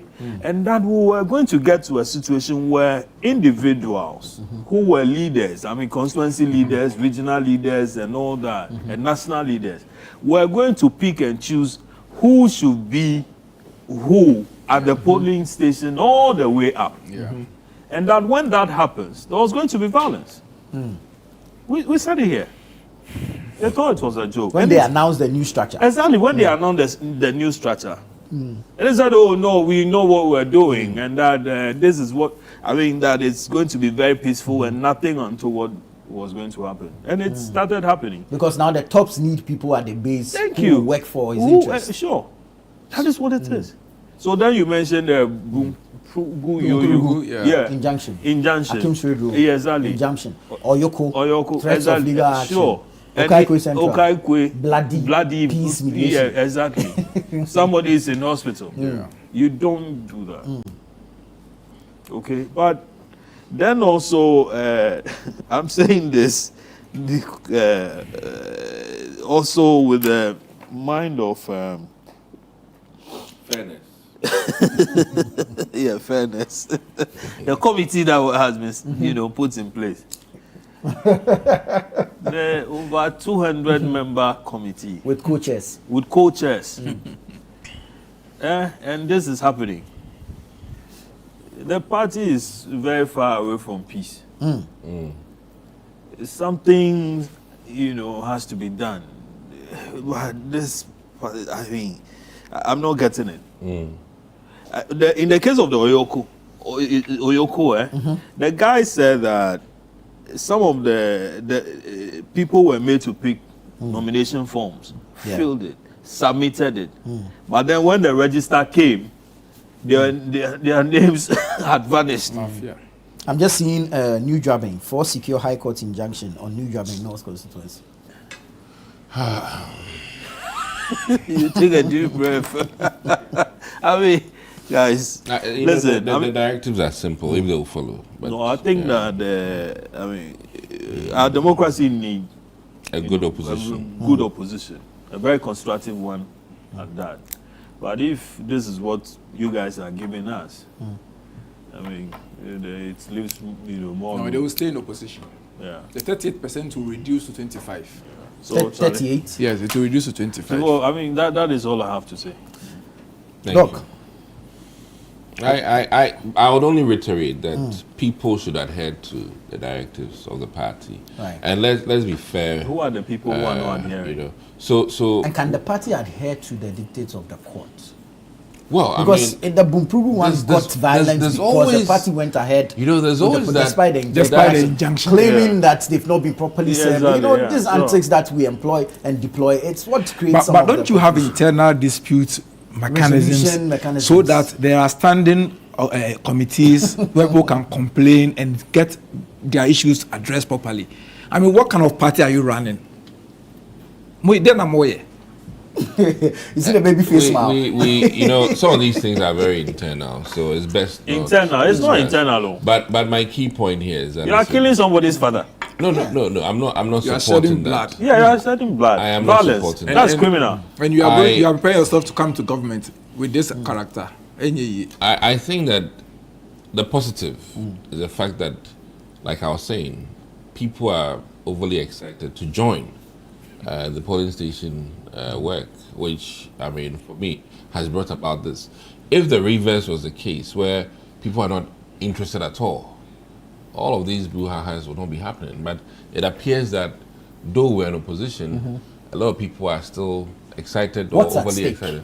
Well, I mean, because with the previous approach, then people will be excited to join because they know when it gets to flag bearer cocoa season. Yeah. But now you're done with the flag bearer race. There's always still a cocoa season. General elections. 2028. Parliamentary. No, you see, for me, I wouldn't call it excitement. I think that this is work on that word. It's not excitement. What is it doing this? It's not excitement. So what is it? This is an enthusiasm. Let's put it that way. Now listen, there's something wrong with the system. I want to go in there and reform and fix it. It comes to the same thing. You get it, and they have shut down every window. You don't think it's a leadership problem? It's a leadership to take charge. Let me come up with the key thing that not all of us were in support of the top-down approach. Let me say that. Right. And it is true that some of these things will come out as a result of the top-down approach. However, this is what we are bedeviled with, and it has to be managed. And I think that some of the directives that were given, if adhered to, in principle, will give us daylight. We'll see daylight. But in some instances, as I said, some constituencies were such that party chairman and secretary will sit in their comfortable living room and fill the forms and put mother, child, whatever in there. How long ago was this? This is like even the last election. So this is a huge departure, and some of them are wrestling with the new directive, which puts you on the same level as everybody. And you'd have those who want to fight and maintain that status quo. Now, one of the key things I want to remind people is that because of the two additional people to each polling station, there's room for more people to be added. So don't stress out. There's room for in my constituency, for instance, we're looking at over 600 people being added. Minus even those who have departed from this earth. How many polling stations are in your constituency? 300. Wow. So if it's two times, over, and then we have even a whole new system where coordinatorship used to be one person. Now we've made it 5 people. You know, a chairperson. So that's room for more people. So there's why are you room. fighting? That's what. And that's why. But you see, Listen, now the fight is not just coming from those who are interested in running for polling station executive. It is because the persons who are running that system, the branch executives, the constituency executives, they have an interest. These people eventually will come and elect them. So the guy must see that if you have an interest, then he must find a way to disqualify you or deprive you the opportunity to contest, so that you don't have the opportunity to come and vote for him or against him. And so those manipulations. But having known this, you should have put together an independent body or introduce some people from your regional executive or national executive and there's also to help you do it. There's also the element. Why should we be the ones to teach you how to run your party? There's also the element of members of parliament, okay, and aspiring parliamentarians, who are also duking it out. In my constituency, me, I'm relaxed. No bagger wire. You understand? And there's also the element of the that leadership who are yet to go into a contest themselves. Also careful on how to act, how to manage it. They cannot crack the whip because they have to face election. It's even worse. When you have the committee, the 200-member committee. Oh, must you go there too? You know, because see, why? What you haven't elected your branches. I know where you're going. It's okay. Why? The audience don't know where he's going. So allow the viewers to know here where he's going. Prophecy to know what's in our mind. You know, I have come in my element to be well dressed, to be nice. You know, and he came early today. To be nice. Please, what's the next topic? I forgot. Mahama cares. Let's go into that. So Mahama will care for you. Let's go into that. The 200-member producer is talking. Let's go. The 200-member committee, right? That's supposed to have branch tampon. Personal to Article 10 of their constitution. Exactly. I mean, you set up this committee without, you know, you haven't elected all the other guys. So what if some of these guys are holding elected positions and they go out there and then they are defeated? Would you replace them? Or the committee, you know, fizzles out? Is that what it is? It's a good point. We'll wait and see. Very well. I didn't contribute. And so, you know, and even that, it's supposed to give it a semblance of, you know, unity, so that you bring in Brian's people, bring in Educhum's people, Kennedy's people, and so on. Japan. Exactly. But you don't announce this thing before the election proper. Internal elections, you get it. Allow the whole thing to work out, and then before. Mahama case. This should excite you. There's a message that says, "Good morning, Anna. Today the Sakura Square plenty for the set talk." No, but like council way, you neutralize that. You neutralize that. I'm only Harry man here. Anyways, so the Ghana Medical Trust Fund is set to take off full implementation June. But already they've invested some 36 million cedis in specialist healthcare training. Why is this unfortunate? Since you want me to talk, the government has built it like sort of a pyramid system. You know, just a second. There's the primary healthcare at the base. There's a scandal. There's NHIS in the middle, and there's a scandal. Really? Let me tell Ghanaian people that there's a scandal. In all seriousness, a rebranding of things that were in existence that the NDC had thrown out. And outside this specialist training thing, it used to be there that doctors who wanted specialist training, the government was supporting it. So it's not new. So you are repackaging something. And Mahama was the first person that scrapped it in his last administration. Really? So this whole thing is a scandal. And I feel disappointed that, you know, maybe scandal is not the word. Things that, okay, let me professionalize it. I feel deeply disappointed. You know, I mean, let me say this on TV. Hypertensive care, for instance, is part of the NHI's program. It's known to us. You've spent more money doing paperwork on hypertension than providing medications to the ordinary people. I would have thought that we'll strengthen the existing programs, not try and recreate something new. The recreation does not strengthen what we already have. we're here making a case that antihypertensive medications that are expensive, roll them onto the NHIS, and then make it readily available to more people. To say the least, the drug prices of amlodipine varies from producer to producer. Okay. I would have hoped that government tells us that, listen, we are upping the prices for hypertensive medication so that prescribers can now write more, better, good antihypertensives for people. That for me would have meant more, and I would have welcomed it than this charade about nothing. And I respect the whole thought that has gone through, but listen, we're lying to Ghanaians. Really? We are lying to Ghanaians. And yesterday I listened to the woman, and I was troubled by the fact that we're doing selective care. In all that she said, patients that have been, elderly people that they've paid money for, we are not to be doing selective care. The care should be generalized so that everybody has equal chance to access. But this idea of some people sitting somewhere and determining that, oh, this sick person must get this because they've come to us, it shouldn't be so. I don't need to be in Takrade and make a call to somebody in Accra and then they pay for mine. No.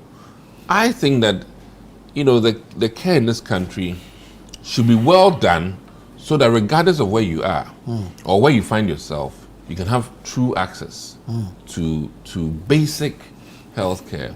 And to say the least, non-communicable diseases, which is killing us, like diabetes and hypertension, the promotion of it should be what we should go after, and strengthen the existing systems. That is my point. So this whole thing is a repackaging, if that's what they want. I mean, it's almost like this financial thing that Mahama signed yesterday. I was wondering, the Financial Management Act that we did 4 years ago, I mean, how different is it? You're talking about the value for money office. The value for money office is a similitude of that. You see, so what the NDC is doing, let me tell Ghanaians, is that these are things that were supposed to be already there for Ghanaians, and instead of this professional training, the specialist training, I'm telling you that go and check the last administration of Mahama. They removed it. How many people did you train? They removed it. In fact, I was one of the key people that said that, listen, Mahama was big on infrastructure, but he reneged on the contract of the human capital aspect of healthcare. I've heard that. Yes, and it is now that maybe the light bulb has been switched on, but I want to tell the NDC administration that you are lying to Ghanaians. Tell Ghanaians that you are reintroducing existing programs, right? And I would have thought that the rightful places to do this, strengthen NHIS. Do not rebrand some division of NHIS. But let me put that strengthen question. It. Let me put that question to Lamti on. We're this taking 20%. Is my domain. No. This one is my domain. We're taking 20% from the National Health Insurance Levy. Yes. And we're giving it to the Medical Trust Fund. Yes. Could we have left that 20% with the NHIL and then strengthened it to do what's... Because you see, now that you're taking 20%, you're establishing another institution. You uncouple and then do this. And then you'll be paying staff. Yes. You'll be paying utilities. Duplication of effort. Exactly. And I mean, give us some clarity on this. Okay. Thank you very much. See, my brother here just sat a while ago throwing out allegations and making statements that were not supported in any way. And Nana, sometimes it hurts that you allow him to make such statements. I mean, he started by saying it's a scandal. He started by saying they are lies. I mean, but I put him on the use of scandal. Nana, I'm putting you on the spot. You sometimes, when someone says something is a lie, you should tell us what the truth is. If you establish a lie, it means that there's a truth.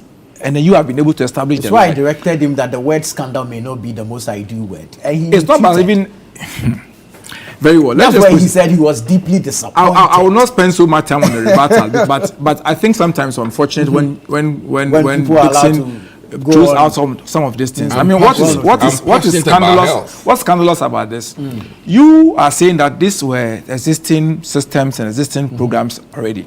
Now, if these programs have been now redesigned, repackaged, and properly presented, it means that there's more focus on that. Right. I mean, there's never ever been anything wrong with rebranding. True. There's never been anything wrong with repackaging. I mean, ideas have never been absolute. Ideas have always been based on certain previous actions, previous decisions, and policies. That's what I wanted to so hear. that have been taken up, and properly specialized, put together in a manner that would address particular issues. I mean, NHIS exists to provide particular services, which is designed by law. Now, we needed to create an opportunity for a fund that will address very critical needs. These critical needs, apart from the healthcare part, is also to provide support for training of specialists. We know, you have said that specialist training has already been in Ghana for several years now. But we needed to provide enough funding.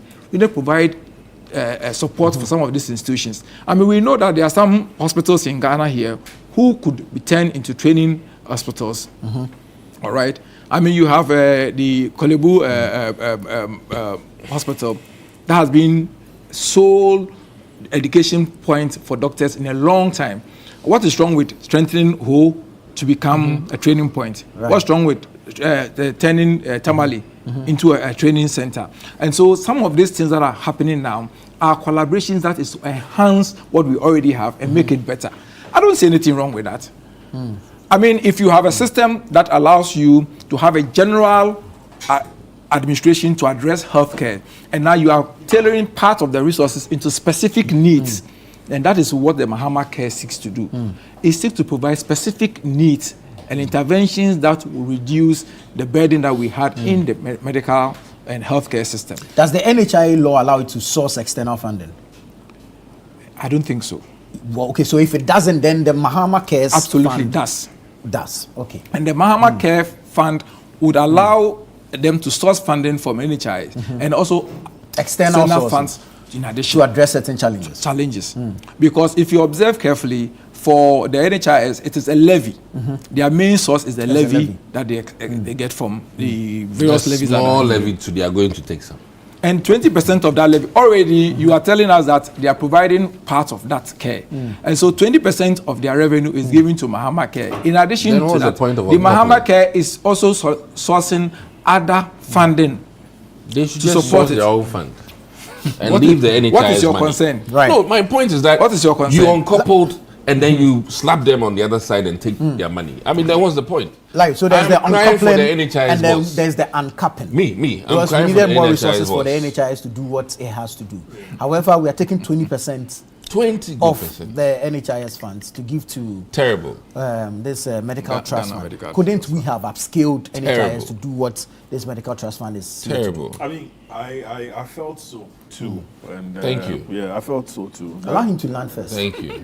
Thank you. Premature. So don't get too excited. Yeah, I felt so, but I mean, he's seen what I'm seeing. No, please allow him. Larry, please go on. I felt so that I mean this thing has to be properly structured, and we need better clarity as far as this is concerned.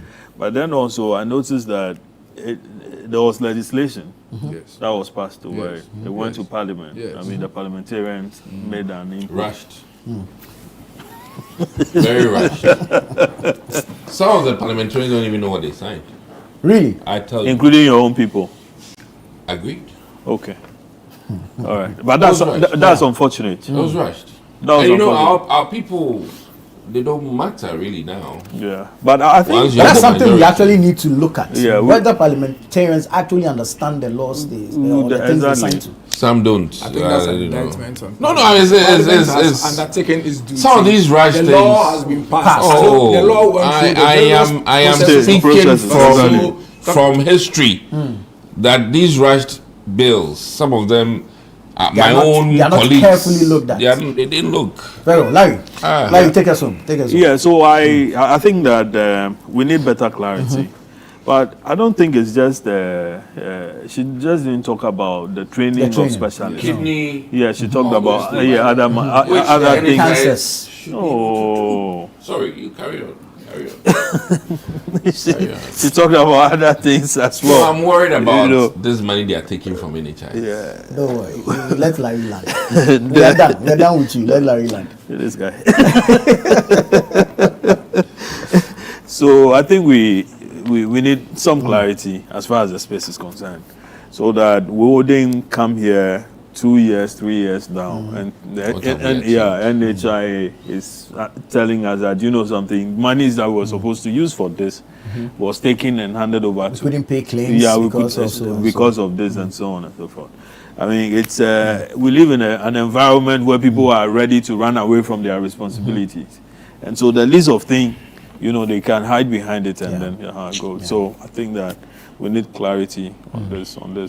But yesterday when she was speaking, Dr. Victor Bampo was there. I think if there were any concerns, he would have addressed him. How do you talk? A lot of institutional collaboration. How do you talk? So some of the allegations, agency partnerships, institutional a lot of things going on. A lot of things going on. Oh, please don't say those things. All right, gentlemen. You know, there's this thing about Ministry of Agri and the Ministry of Trade and Agribusiness.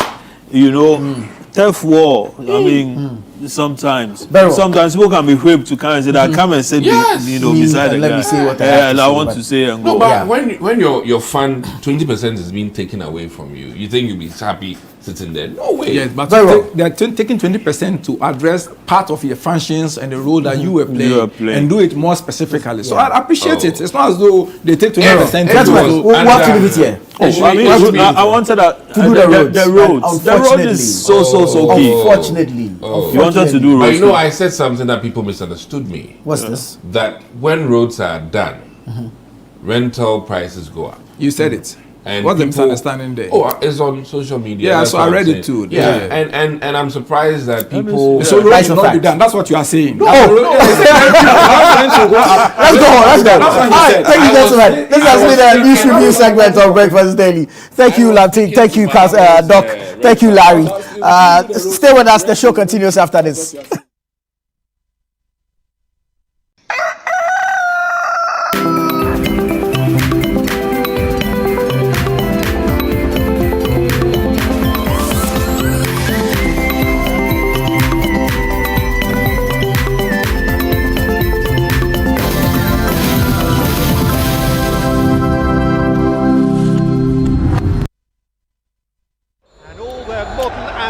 Pace. There is no margin for error. So much here is familiar. Over 1900 games brought us here. There is not a sporting heat quite like this. But history doesn't care about the journey. The Premier League is the best league in the world. La Liga is far and beyond the biggest winner. It only remembers how it ends. You bought it. It's not a word. You bought it. 8 titles. 1 month of mayhem to decide them all. Outstanding from Patrick Dorgan. Stay connected and watch GoTV to catch the football season finale this May. It's on.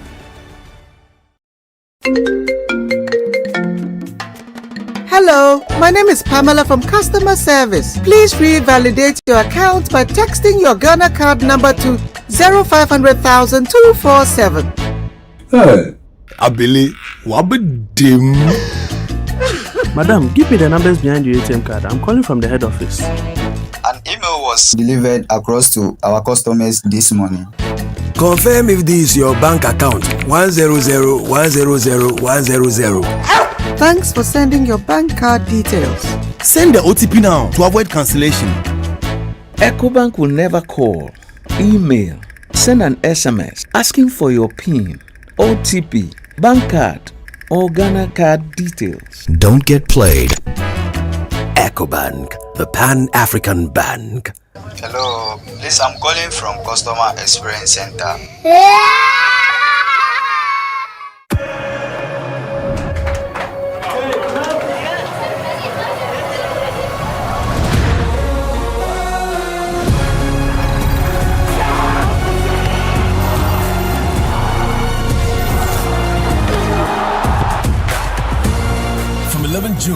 19 July, everything can wait. The FIFA World Cup 2026. Catch all 104 matches, as little as 58 Ghana cedis, live on SuperSport, only on DSTV.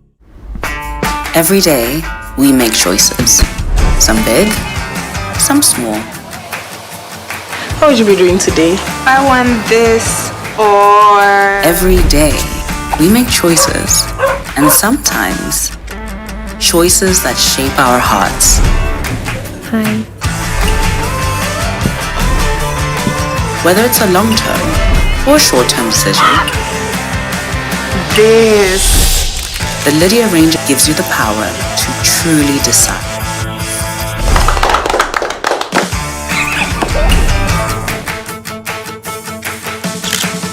With Lydia, you truly decide.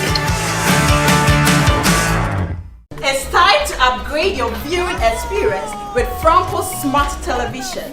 Enjoy full HD and 4K Ultra display for clearer pictures, brighter colors, and smarter features.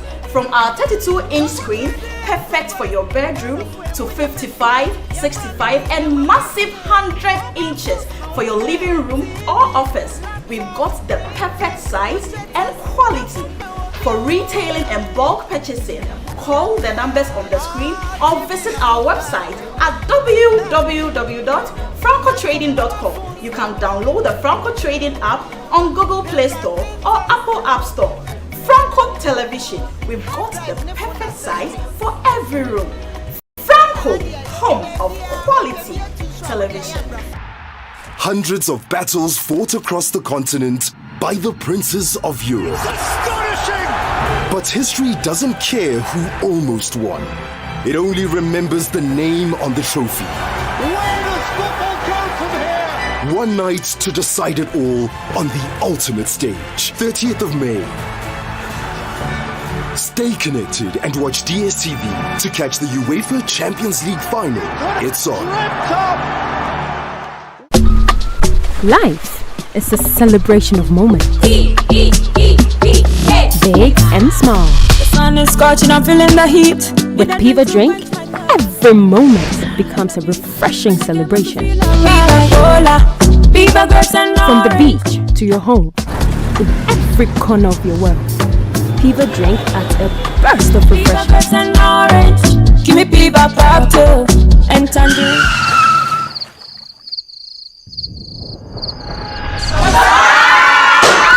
Celebrate every moment with Piva Drink. Refreshment for every occasion. Piva Drink, a taste you will love. Piva. This advert is FDA approved.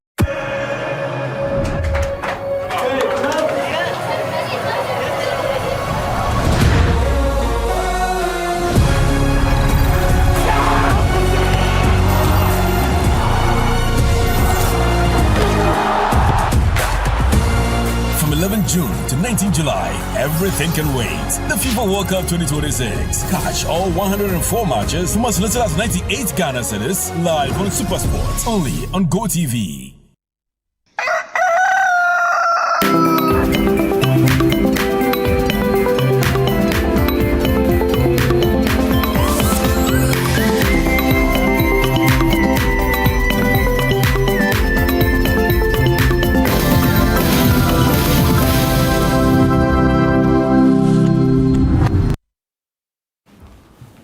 Good morning, ladies and gentlemen. Once more, you are welcome to Breakfast Daily. And as you already know, Nanatu Boateng started the show with his panel as they went through some topics that are shaping the nation politically. My name is Chris Carter. My name is Philip Nilati, and of course, like Chris indicated, we are doing the second part of the show from now to 11 a.m. But we are still reminding you that the Blanksons is on your screen. It's on Thursdays, exactly 7:30 p.m. It's the Blanksons, and we have repeats for you as well. So make sure that you are making time for us to also watch the Blanksons.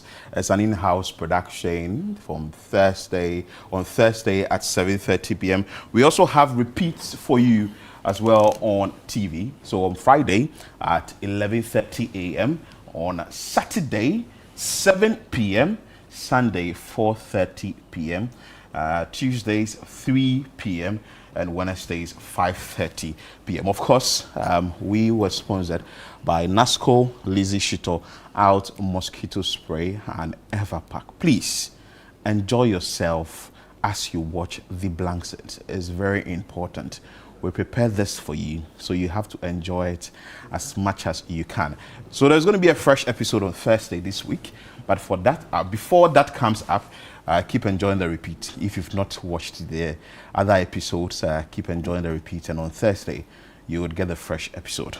All right, and of course the World Cup is drawing nearer. So as it's drawing nearer, we actually have World Cup Central for you that takes us into the world of football, not just football, but World Cup to be specific. We are going to be looking at different topics, talking to different people, even people who have participated in different World Cups, and they might be sharing their stories as we get through as we go through this journey to the World Cup. And it's only 30-something days left. So you want to make a date with us every Friday with Gabby Ofer right here on Channel 1 TV every 3 p.m. for World Cup Central. So for all our football heads, footy lovers, this is for you. You definitely do not want to miss it. Put it on your reminder and on your calendars that World Cup Central happens 3 p.m. every Friday right here on Channel 1 TV. Good. And the Channel 1 News app is still up for grabs. Let me say it that way, because you can still download it, which you need to. Because if you have the Channel 1 News app on your phone, you are like 80% informed of every information that is going on around you. So just with a notification, you know what the next big story is. So go on the Google Play Store, the App Store, and download the Channel 1 News app today and be part of us. Be part of the Channel 1 family. Because once you are watching us, or you are listening to us on radio, or you are watching us on TV, certainly you have to be fully part of the family. And how do you do that?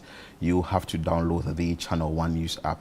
So do it today and be part of the family. Chris, we are moving straight into the trends. Right, so we're moving straight into the trends, and if you're wondering what the trends are all about, it's everything that is trending on social media. You know, everything that makes you buzz and want to be part of the conversation, the gossip, and want to be part of those threads. This is it. We are going to be looking at, topics from different social media platforms such as Facebook, Instagram, X, TikTok, etc. As long as it's juicy, we're going to be bringing it to you here. Anyway, let's get straight into it. Now, people are not excited about this. This is quite an interesting one. A lot of people are not excited about it didn't this. actually start today. Yeah. You know, this trending thing actually started today. I actually sent it to you over the weekend. Yeah, you did. I sent it to you over the weekend, and then you gave me a sad face emoji. Yeah. This can happen to us. This can happen to us. Yeah, something that we've been enjoying for a very long time. I'm sure you're wondering what we are talking about. Well, the FDA is renewing its warning when it comes to turkey tail, popularly known as chofi.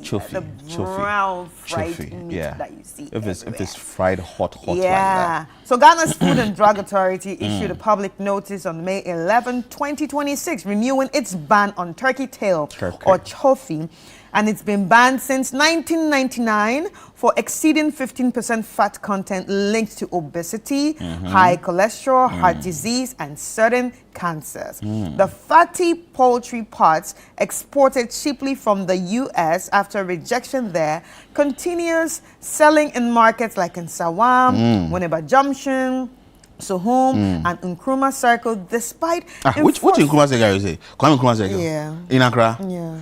Oh no, I don't see it in Kwame Nkrumah Circle. I see it in Sawam. And in Sawam a lot. I can tell you exactly what they sell. They sell it with either yam or hot sugar bread. And also Winneba Junction. Oh no, sometimes when I'm traveling, I see them. It's not like I eat it, but I see them. And also Winneba Junction. I know Winneba Junction, and even Mankasim, and even Mankasim Junction. See, this Mankasim that you just mentioned, it's not inside here. Oh, it's like, even Mankasim Junction, I know they sell it with yam, and the yam is actually well colored. So you see, so yellowish yam like that. And there's also one and place. Also, let me Atimpoku. Oh, there's also another place. Yeah. There's another place that they also sell it, but they don't sell it like like a lot like how you were talking about. Because I'm sure all these places you're calling, like they have it all over the place. But this place they sell yam in not Legon, you know. Oh, they sell this. Yeah, I beg, don't mention the name. It's a coded place. So when you go to Atimpoku 2, it's sold there. Oh my. Sogakope. Yeah. Oh it's yeah, Sogakope. On at that popular. Yes, that junction. That place. So 1999, people have banned this thing long ago, and we still see it in town. Yeah. I don't eat it though. I'm innocent. Go ahead. Well, Ghanaians have shared mixed feelings, and of course, if you can see from our reaction here, you know that it's a bit of mixed feelings right here for us too. But wait, there is a particular statement here you needed to have read. Ghanaians shared mixed reactions online, with some jokingly saying chofi sweet pass all meat, while others called for stronger action against importers in places like Mankesim. So you see, I mentioned. All right, so Clement from Akosombo just sent us a message, and this message is right on our WhatsApp platform. So yeah, the WhatsApp platform are open. So if you want to just send your messages, you can also send it as we read through the messages that people actually have online. Chofi. So Clement is saying chofi is part of the Ghanaian culture. Banned, as in how? But how? But the big question I keep asking myself is how it keeps coming. Yeah, if you ban it for say since 1999, that should be some 27 years. Yeah. How is it still in the system? And now the ones that are coming into the system are fresh. When you fry it, looks very very chunky, and you see. And I really don't know. People enjoy it with kenke, banku, and I really don't understand why FDA would want to. Well, anyway, they are reiterating their comments. So, Chris, we have comments. All right, so we have comments. But keep your messages coming. Chofi and gankenke. Oh yeah, and they sell it with kenke a lot. Yeah. Oh my goodness. Please, we haven't eaten yet too. It's early morning. Give us the next comment. How does it keep coming here if it is banned? That's the real question here. Real question. All right, this is a thesis. But here's what nobody's saying. Turkey tail is rejected by American processors, too fatty, too low grade, not fit for the American consumption. So what happens to it? It gets packaged, exported, and sold to West Africa at a fraction of the cost. Ghana bans it, Ghana still imports it, and Ghanaian still eats it. And 27 years later, the FDA releases a presser on it like it always does. This is not food safety story. This is a trade story. I think it's also, I agree, because if it's food, that's somebody's business. Yeah, because also if it's a food safety thingy, I think they should be in the market by now. They should be everywhere by now. Do you understand? Trying to forcefully collect the ones that have already been fried. Yeah. So I know someone working at FDA who likes it more. But I always say anything. You FDA people, if you come to your office and also come and check. I say, is the FDA serious at all? How has it been banned for 27 years and it's still on the market? That's a big question we are asking. A chop some serve like 30 minutes. Oh, boy. You ate some 30 minutes ago. Cigarettes are banned, but chofi are not banned, but chofi is banned. Like how? Okay. All right, so we actually have another... Someone says, what if I want to gain weight? Well, so you want to eat it and gain weight? All right. Wow. So we have one here. I remember some years ago I was driving from Aflao back to Accra, and I got some chofi. My father found out and overtook my car, stopped me, and snatched it from me. He went to the bush and threw it away. I wanted to cry. And this is Steve from Adenta. Wow. So that means that is health conscious. Yes, and that means some parents have already heard about it since it had been banned. And you know, this is not the first time I'm hearing that it actually has been banned. I've also actually heard of it long ago that it's actually been banned. But you know, the question we are all asking is, if you've banned it and it's not supposed to be in the country, how do we get it here? Yeah. You understand? Yeah. If you say something is no good and it's not supposed to be in the country, look at the places I have mentioned. Mankesim, Sogakope, Insawam, Atimpoku, other places, Suhum, and all the places that we've mentioned, Winneba Junction and all the places that we've mentioned, how are we able to get the turkey tail to these places? Yeah. To the extent that these turkey tails are being fried and eventually are sold for consumption. We were here when the FDA also issued a statement and said that they saying wasn't good. Yeah. And they even said morikoko. Do you know morikoko? Morikoko. Yeah. Yeah, I know morikoko. Yeah, you know more. I know morikoko, but I don't know what's made of. Okay, so that's porridge. Yeah, so that's the corn. Yeah, the corn one, right? The corn one. It's slappy. Except for children. It's slappy and nice. Except for children, yeah. So there are statements that the FDA will issue, and that the information should go down well for people to really understand what the ramification or the side effect of these things are. But if you keep making these things available to us, people who have stayed for 30, 40, 50 years and they have the cravings for this particular product, we'll keep taking it. Right. So I actually just came across a little article here because I'm trying to really understand, the problem when it comes to turkey tail. And there's a little article here that says turkey tail is marketed selectively to Pacific Island communities throughout the U.S. So basically, some people in the U.S. do not eat it, and it's only mostly the Pacific Island territories, and as well as independent nations, said a University of Michigan researcher.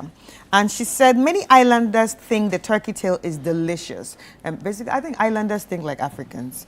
They think the turkey tail is delicious. It's also cheap, but far from nutritious.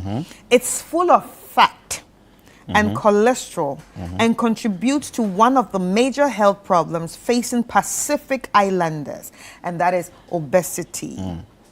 So I think there's a point. So another big question I also want to ask, I'm not saying that this particular one has been banned, but will it? Yeah, leather. Leather. With the chopped leather. And I can say about 70 to 80 people, I don't have the statistics, I've not done any research, but 70 to 80 people who buy wache will definitely buy wile in there because they need to see the wile dancing somewhere in there. But what is the nutritional value? Well, that one is nothing, but this one causes problems. Well, that one has no nutritional value, but this one causes problems. They said some Pacific Island nations have also attempted to ban the importation of turkey tails and other high-fat food products, but the bans have been lifted in order for these nations to join the World Trade Organization. So does it also say that this turkey tail business is a big business for people? I think it's a very big business for people because at the same, this actually takes me back to when I was a kid. I think the same thing happened in Togo. You understand? Like when we would talk like this. Togo, they consume a lot of turkey tail. Oh my God! Oh my Lord! Oh, the Holy Trinity. They eat a lot of turkey tail. Really? Everything. In Togo? Yes, yam's got to go with turkey tail. They have this thing they call akpa, agidi. Okay. Yeah, agidi has to go with Nigerians call it agidi, Togolese call it akma. It's white, they eat it with pepper. That one has to go with turkey tail. Turkey. Sandwiches go with turkey tail. Sandwich? Yes, like roadside. That's street food. Open the bread like this, the hot bread. Cut the chofi, put it inside. And put it inside. And then put the sauce. And then put some onions. So that's and then you press it. Wait, let me tell you. That's chofi burger. You press it like this. And then, if the oil doesn't drip, you know it's not a good chofi. But the oil has to drip. Like this, so that's chofi burger. So they eat a lot of chofi there too. Wow. So they also had the same thing. I remember when I was a kid, but it's still happening like Ghana here. There's still chofi. Nobody's stopping it, but the government is still trying to push back. Interesting. We are getting a lot of messages, so you can also join us with your message as well. What do you make of the FDA's move to say that a statement has been issued, and since 1999, chofi has actually been banned, but I'm not sure how that is going down well with people, and the fact that people are still consuming. The big question is, how is it getting into the country? So some comments that are coming in here. I remember some years, that's coming from Steve here. We've already read that one. Someone said, for me, it's either chofi or pork for me. What at all do you want us to eat at this point? Ban it properly then. Ben saying from Dansoman, DC here in Accra. This one said, right now, dear, everything can kill you. I'm even tired, Seth. This is coming from Gertrude in Sawam. Hey, Gertrude, I'm sure you've been consuming a lot of chofi where you stay. In Sawam chick, rapping. This one says that I think FDA is at its wit's end because I'm sure they are aware that they have lost the handle on chofi, hence their approach. They should adjust their strategy and do things differently. This is not a good look. Okay, this is coming from Miriam from Amra here. Another one from Chado says that how can you ban tekitel and leave pork? Chofi for life, 100%.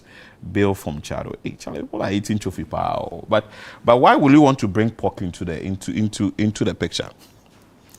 No, you know, for me, pork is on its own. Please don't. For me, all I would say is yes, with like the FDA is actually doing their job at the Chris, end there is a lengthy one here. Yeah. Says that the FDA reminder on the ban on tekitel, that is chofi, does not only baffle my mind but also goes to question why this very product, which was banned way back in 1999, finds its way onto the market. Who import this product? Yeah. Who authorizes its importation, and who is to blame?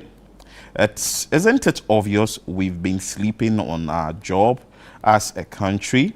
Yeah. Ghana's problem emanates from system failure and nothing else. This is from Jomo Pokwase Festus. Well, you say. So I think the trophy conversation has gone down well.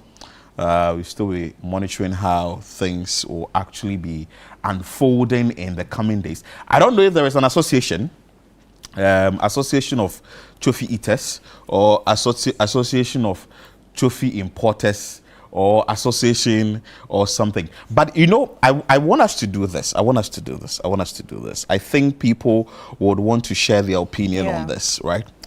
We are receiving a number of messages. We would enter our communities, but I want to give about 5 or 6 or 10 of our viewers to share their views on this trophy thing. So let's open the phone lines.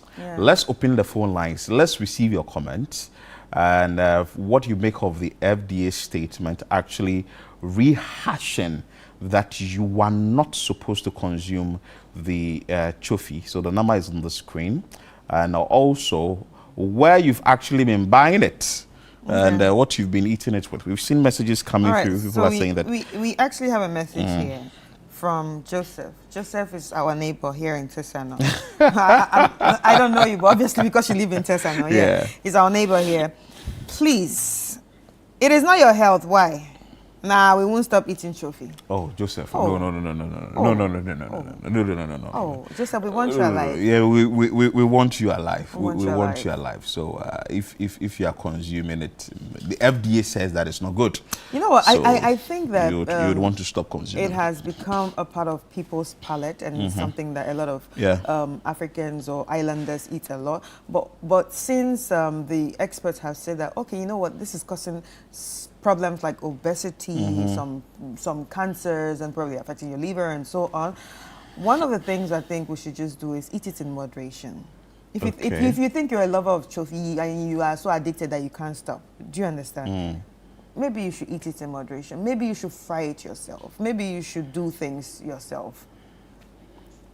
All right, so we actually have a call from Kaswa, and he's actually going to express himself in tree. So maybe, Philip, you have to take this over. Okay. Yeah. So, good morning. Good morning. Mommy, your friend was saying? My friend Michelle, because Africa is so papa. Okay. Yeah, into Wonka. My pacho, I know for information bit to show for any be. Hey. Me koto ka Instagram me project go, me ko hopa me ta chobi. Me person me hu ne nti a omo cancer asem no so. Okay. What your coswa share be catch out the ntia FDA say ma ye ndi chofi. Now so chofi in wedding for how many years? Oh, man, share that the influence this year ma. Oh, okay. Okay. But me say e wo dada. Okay. Obi na che wa na say one na hu ye na ja o say ma men kama no nhwe. Me na me hu ye na me tobi every year for the first time. Okay. And no na me ko Kumasi. And I'm told but parents and Miss Uncle Hobby man. They said there is a mere project of the temple me could be a metatobi. Now all Kokumas not to emphasize. Meto who Kokuma say and Coco Junction baby say so we road on the final Mrs. Brodo ne. Oh, okay, in Coco. Roadside na. Oh, okay. Now Orionette was an air order there. I am it, but sometimes no better not Friday too much. It's the next I wanted them not major honor at all. Okay, Mommy, I'm saying Charlie. Dennis, Benis. Shally, okay. Shally. Yeah. Thank you so much. Yeah, that's it. And cause what I'm never can the entire every day say my indi truth. So what she's saying is that she is just recently she tried it. And she was on her way to Kumasi and she bought it around in Koko. And she actually wants to know the reason why the Food and Drugs Authority is saying that we shouldn't eat it. So you see, she has seen it, but the communication hasn't gone down well. Yes. She doesn't really understand the reason why we are not supposed to eat chofi. Mommy, in the first place, almost a more yeke. 2, a more akumayare. 3, udi chofi no so srade na ewo mu no enye ma wa brabo. So basically that's summarized. So what we are also trying to say is that if there is this information coming down, there are a number of things that are supposed to be done when it comes to communication, the dissemination of information and all that. There are processes that has to go through. You just don't issue a statement or you don't say it's been banned, and we do not know the reason why this particular product has been banned. No, but you know, like when we read it, okay, maybe the information is not going down properly, like you said, because from what we read, they mentioned why, but it still boils down to also what you said. Not everybody is getting this information. Suhum, we understand, is also a place where the chofi is being sold. Fortunately, Josephine is calling us from Suhum. Josephine, good morning. Good morning, sir. I trust you are doing well. I'm doing very well. What about you? I'm doing good. Let's hear from you about the chofi issue. I think I support what the FDA is saying, but the only best thing we can do is just start educating people from scratch. Thank you. Yes, for them to understand the reason why we shouldn't consume it. Right. It's a very nice thing. I always try it. When last did you eat it, Josephine? Yesterday. Just yesterday? Just yesterday. Oh, you bought it around your area in Suhum? Yes. Okay. Is this a walking distance from your house? Yes. Okay. So, for how long have you been taking this particular textile? Actually, I can't tell, but sometimes I do. Sometimes you do take it. I can't really tell you the number of years I do. So, do you eat it with what exactly do you add to it in terms of your hot fried yam? Okay, Josephine. Thank you so much, Josephine. When was the last time you ate it? Thank you so much, Josephine. We are grateful. Chris, this question you're asking me, we are by the roadside and you're asking me when last I ate chofi. Really? Something that has been banned. And you want me to sit here and tell you the last time I took chofi? I don't think I've even eaten some before. I don't know how it tastes. I just don't know how it tastes. You don't believe it. Okay, I it's in March. Okay, so you are being truthful. Last year. Okay. Yeah, like it's not something I just go for. It's something I just see maybe a friend eating it, but I just don't wake up and buy chofi. Okay, that's fine. So Josephine actually said that the FDA will also push the information down very well. We are picking few calls. After that, we will transition to our communities and bring it. This one says, Chairman, you have a message there. Yeah, Chairman, if chofi should be banned, then rather cassava from Galamsey areas should be banned. The health implications from such cassava are way more obvious and dangerous. This is from Wisdom. And someone actually has even put out a hashtag. Good morning to everyone. This is Dollar Man. My take is that since 1999, people have been consuming a supposed banned product and have been okay without any major medical effect. No, you need to check yourself. Again, this is not a major food that Ghanaians consume a lot. It's a street food that we love to eat. They should let Ghanaians have their meat. the love for chofi is a bond FDA cannot break. They've been trying for over 27 years. LOL. And he put a hashtag there, let's chofi be. Really? I think we have somebody on the line. Okay, so Davis from Hacho. Let's hear from you. Good morning. Fine morning. Tell us, I want to hear from you on this particular statement from the... Actually, mine is not on chofi. Okay. I think there's another thing important to me than chofi. Okay. Because chofi, not all of us eat it. Okay. The food that they are now putting chemical, even banana, you pour chemical on it to ripe immediately. Okay. And those things, I think, is more serious than chofi.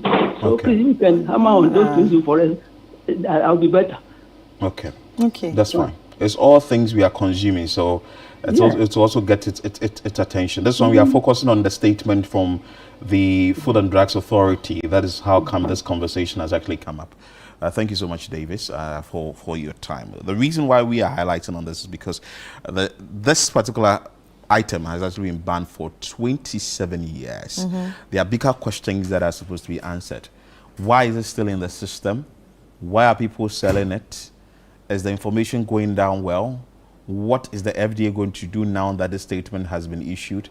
It's just to caution people, and after cautioning people, we'll leave it at that. Yeah. Or there are other things that are supposed to be done. Because if you are having a country and you are very much concerned about health, I'm sure that there are measures that will be put in place aside what the statement will do. Right. The other countries that, because they take health very serious, there are gyms that have been dotted across everywhere. The country, and people are able to work out every now and then, which makes it very, very easy. But let's bring the question from Amasaman, I understand. Good morning. Good morning. Let's hear from you quickly on what you make of the FDA statement on the technical issue. I made two FDA for no for kakra. My mom advice. The advice is that on say cigarette, ye shano.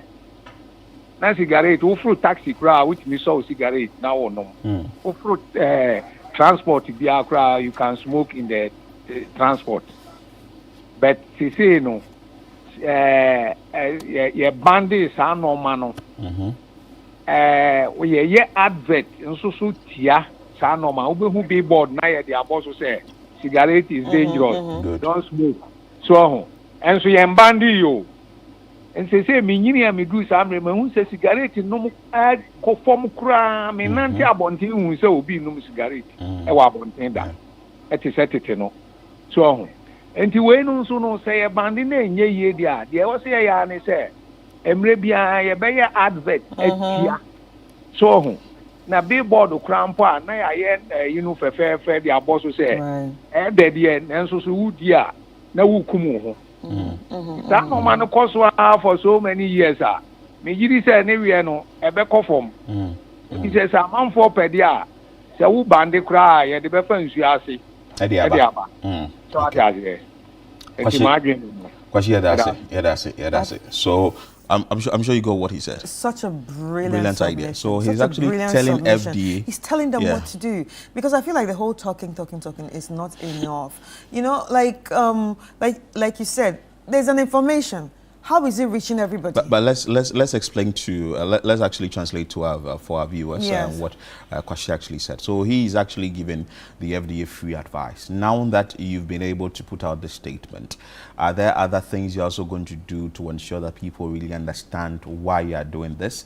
Two, when he was growing up, he said that he saw a number of people smoking cigarette, but it has reduced because of the intentionality. How keen that particular authority was on the fact that we should send that information that smoking is bad. So he saw billboards that have been mounted to actually say that it's very, very, very bad. So the more we keep doing these things, it's not just issuing a statement and leaving it at that, but there are other things that must be done, will go a long way to help. FD, we've been wanting you for a very long time on the show to actually give you free airtime. All right, so we have Sanda from Wale Wale. Hi, Sanda. Yeah, good morning. Good morning. You're welcome to the show. Yeah, thank you. All right. Can you share your thoughts on this? Yeah, it's with regards of the name that you used to mention, chofi. And some doesn't understand the name. All right. It's like a technical name. So I don't know what type of meat is the chofi. Oh, it's To turkey declare it out for tail. people to know. Oh, we've been saying it. It's turkey tail. Turkey. Turkey. Yes, turkey tail. Okay, turkey tail. Yeah. Okay. Or turkey butt. Okay, because the way it shows on them is like a poultry farm, the poultry meat. Yeah. Oh, it The is. import Yes. meat. It So, is. hello? Yes, it's actually a poultry meat. So it's turkey tail. Okay, is the one that they importing. Yes, it's But the important. Ghana product one that we can consume. No, you cannot because We cannot consume yes. that. Do we have some in Ghana that we get here? I'm sure people Yeah, they rear rear some turkeys. turkey. Yeah. Okay. If you rear turkeys, you can get it from the. Okay. Yeah. So I don't Rear think some it's is about. It's not about if it's imported. It's about the ingredients that you have in it. It's about the nutritional value that you're going to get from it. So basically, there's a lot of oil, and this actually spikes up your cholesterol. It causes obesity and other health problems. That's what FDA is saying. Okay. Yes. I'm very grateful. Yes. Thank you. I really enjoy the program. Thank you so much. Thank you Every so much morning for tuning I've been monitoring the program. Thank you so much for tuning in, sir. All And right. my greetings to Sandra Amado. All right, no problem. Thank you. Have a nice day. All right, so there's a couple of messages here before we get into our communities. When we were back in school in Volta, you had to save your lunch money to eat chofi. You'll find yourself drooling in the bus because everybody in the bus will be eating it. How can you tell me to stop eating it when it is etched in my childhood? This is Magdalene from First Light. What level of eating chofi is good? I think we should educate the people to avoid it. I mean, is chofi good in moderation? This is Charles from Medina. Breakfast Daily. My concern is that the chofi is imported. How does the chofi leave the harbors and ports? This is Kazin Safo from Waja. Hello, my name is Newton. I don't frequently consume this, but I think that this can't totally leave the system.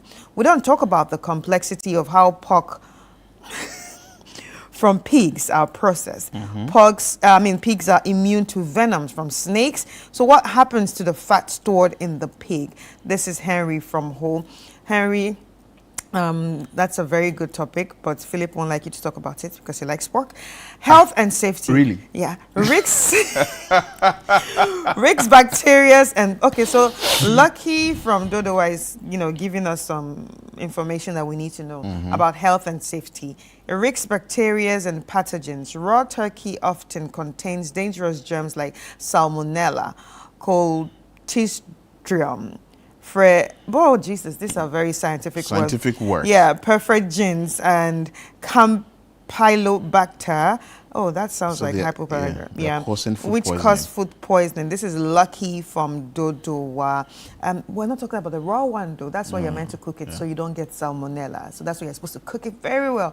And you also have salmonella in raw chicken. So that's why you are supposed to probably cook it very well and clean the areas that you have cut the chicken and the turkey so you wouldn't contract salmonella. I'm just interested how people are interested in this particular conversation. Because people eat it a lot. Wow. So actually, the statement from the FDA, the Food and Drugs Authority has reminded the public about the ban on the importation of turkey tail, commonly known as chofi in Ghana. Despite the ban, which was instituted 1999, due to turkey tail excessively high fat content and associated health risk, it's still in many markets where it's openly sold. So underline the word openly sold. So if FDA goes there, they will see the people who are selling them. In a public notice issued yesterday, the Food and Drugs Authority stated that the ban was instituted to cover turkey tail and other poultry product with over 15% fat content. So there are other poultry products. So let's know the other poultry products as well. The health risk. FDA highlighted that the consumption of such product poses serious health risk, including obesity, high cholesterol, and heart-related diseases. The ban forms part of efforts to promote healthier eating habit and protect public health. The advice to the public. The FDA therefore advises the public to stay away from these products, the authority statement stated. The public is encouraged to make informed food choices and prioritize their health by avoiding ban or unwholesome poultry product. So that is what came from the Food and Drugs Authority. Well, you're talking about, if you're talking about other poultry products, yeah, we should know the other poultry products because, as well. Because when you look at a chicken, do you know there's some part of the chicken you're not supposed to take? No, it has more fat than other parts. Wow. So basically, if you're looking to get more protein in the chicken, the best place you're supposed to eat in the chicken is the chicken breast. Wow. Yes, so the chicken wings and the chicken thighs actually, and the drumsticks actually have more fat than the chicken breast. We will die. So, okay, I think this is the last one. Good morning, I can't stop eating. Have you eaten chofi and gankenke before? They should forget. My name is Baba from... Is it Baba? Baba? From Sefi. Buako. Hey, so I can say if you walk when I enjoy kinky and chofi.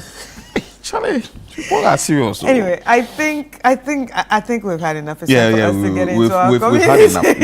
We've had enough with the chofi thing. Yeah. So I think free advice coming from the public, people who called. Maybe you'd have to want to disseminate the information well in the local dialect, because people actually called asking for that, saying that. Also, there's also another side to it. If it's been banned from 1999, 27 years, and we are not seeing that particular information go down well, that tells you that there's a problem somewhere that has to be dealt with. So maybe the FDA may want to change the style of communication. Now, for us, the media, we'll definitely talk about it. There are other questions that are also supposed to be answered. Is there a big market?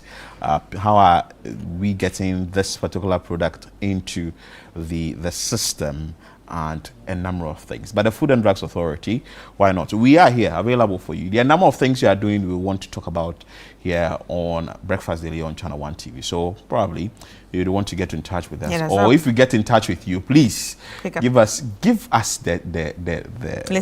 listening ear. Charlie, there are things we want to push out there for you. Look at how people are now interested in this whole chofi conversation this early morning. And even the gentleman who called from the northern part of the country, he doesn't even understand the name chofi. He doesn't understand it. He doesn't know what it is. So there are people out there that might even be eating it and don't even know what it is. They don't know what it is. Just that they say, oh, this is nutritious, this is nice, this is beautiful. And the way maybe shiny. you have your hot banku and some pepper, and Charlie, you just put 1, 2, 3 around the pepper and all that, and Charlie. Yeah, but you bite 1, 2, 3. I think at the end of the day, all this is just to remind everyone that you need to be health conscious. Yeah, very. Just be health conscious. In as much as you think you love chofi so much, you still need to think about your health. You still need to be proactive when it comes to your health.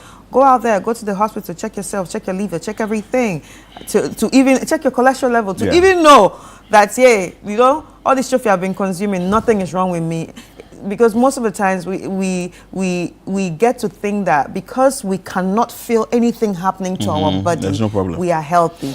Until you go to the hospital and then you'll be reminded that, hey, this is a problem, that is a problem, this is a problem. So this is the day I've actually stayed on trends for a very long time. Yeah. But we are still bringing another one for the trends that has to do with a police inspector arrested for leading Momo vendor very embarrassing robbery. This is a very sad one. It's embarrassing, not sad. It's embarrassing.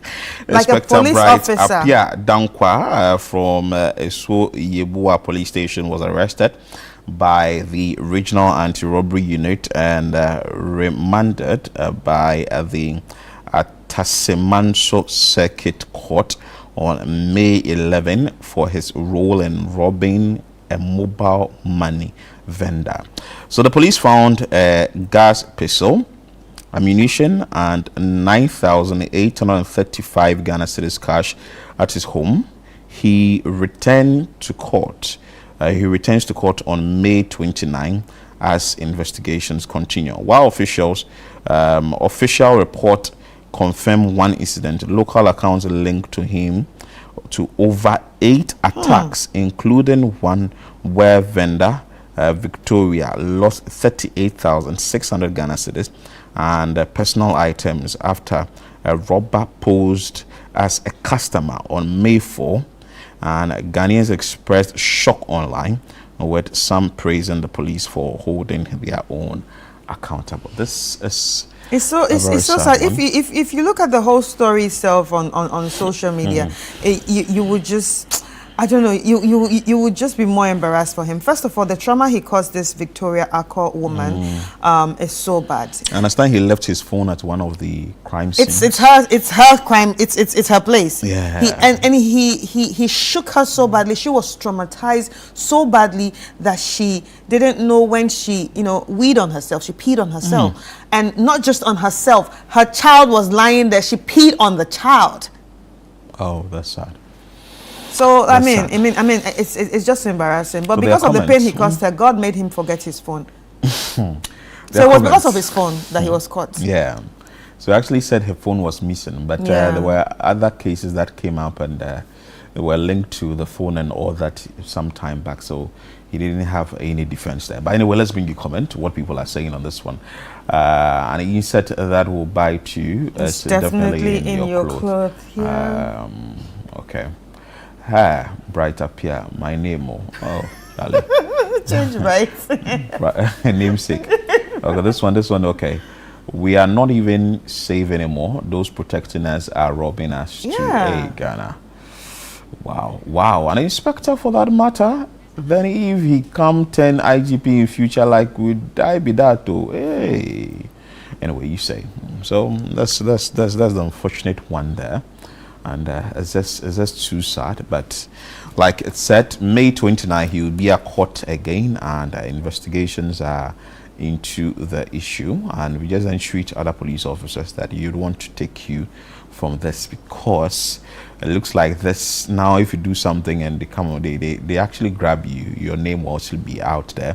And also at this, when I was listening to the City Breakfast show, the number of checkpoints we have from someone actually sent in a message. So checkpoint from Tema to Aflao, he counted about 30 checkpoints of the police service, and they were all sort of involved in sort of one way or the other extortion, because if they ask you the money and you don't give them, they would let you park, and you're actually going to waste some time of yours.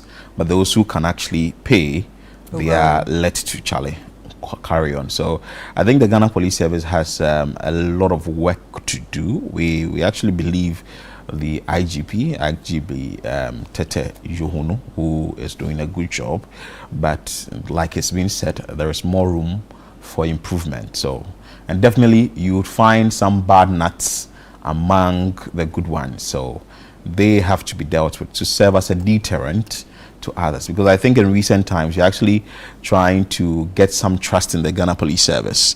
As soon as there is any information on social media, the Ghana Police Service is tagged. Within some few minutes, from few hours, some few days, you see that the Ghana Police Service will issue a statement. This individual has been arrested, that individual has been arrested. So it's a good step, but maybe more needs to be done, and as citizens too, we would also have to help the police to also do. I think the citizens are really trying their part. Yeah. See something, say something. And now it's become a very advent of social media. Just tag them. Yeah, you just mention them. Tag them. And you just tag Ghana Police Service. People, like people don't even waste time. Yeah. Ghana Police Service, you know what to do. Yeah. Ghana Police Service, you know what to do. Yeah. So it's good. It's good.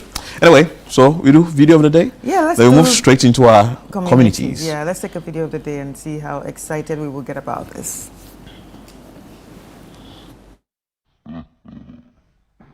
God have mercy upon us.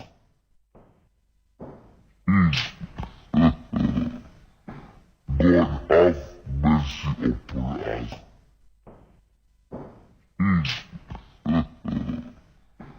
God have mercy upon us. I like this. yesterday when I used structure. You enjoyed? Did you see CCTV in there? Yeah, I didn't see CCTV inside there, but you know, with this CCTV, you're able to keep records. Yes, you're actually able to keep records. Also, you believe that you structure. And people are supposed to know. And people. But I remember when I took structure for fun. For fun, my friends. Sometimes I actually want to sit in it just to know what is happening. That was like 4 years ago. 4 years ago. Yeah, we finished filming. Yeah. We finished filming the movie and like, okay, you know what? You want to hop Since we didn't drive and the bus brought us, let's just take structure and see how it's. Sometimes it's fun. So we had a whole video. Sometimes it's fun. And actually, people use it to create content. Yes. Yeah, it's fun. But you see, I like this idea just because people are protected and everybody behaves accordingly. So you don't touch people, you don't steal from people, and you learn, like, you know, boundaries. don't like, because people just misbehave. So what they are seeing themselves. It's good. So they watch themselves. TV? Yeah. So when you're misbehaving, you're looking at yourself. Really? Yeah, and everybody's looking at you. Hey, that's some high tech trust. I'm sure the CCTV will not affect the fare.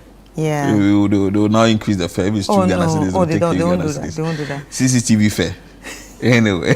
but well done to them. Well done to them. We call this innovation. We call this innovation. Great innovation. Very great innovation. Even from truck drivers. Where is it? Maybe we need to find out. We need to find the driver. Where has the camera been positioned? In front. In front, Yeah. No, I can see like on top there. Yeah, I think see somewhere there. Yeah. On top there. Okay. But anyway, so that's it for the video of the day. And one thing we'd like to say to that driver is kudos. Yeah. This is innovation. Technology. Thank you. We'll take a quick break, and when we come back, we're getting straight into our communities, looking at some of the problems in our communities. We'll be right back.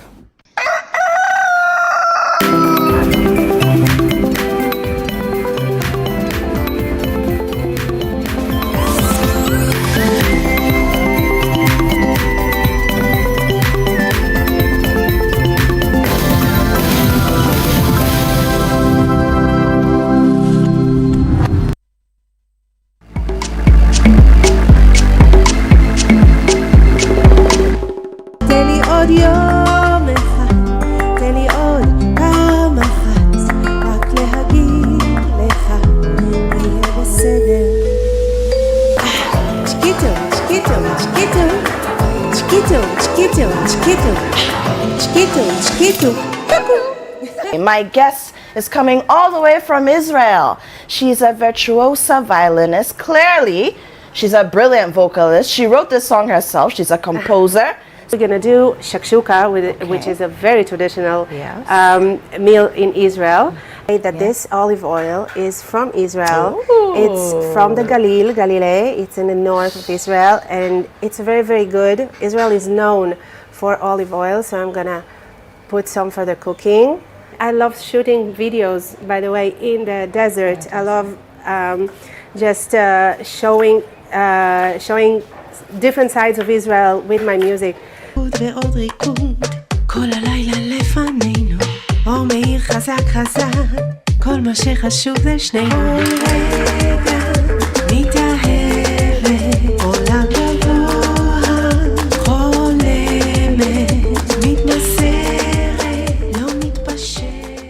What's Cooking is brought to you by Everpack, Tasty Tom, and Electron Ghana Limited.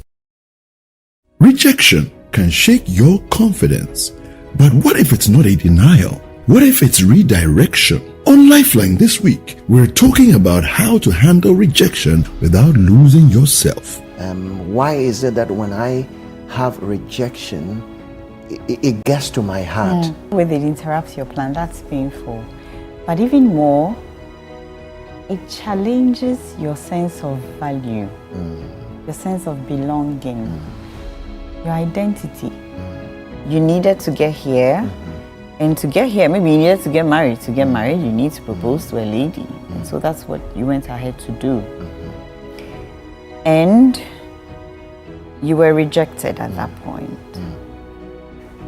That rejection is not saying that you're not meant to be married necessarily.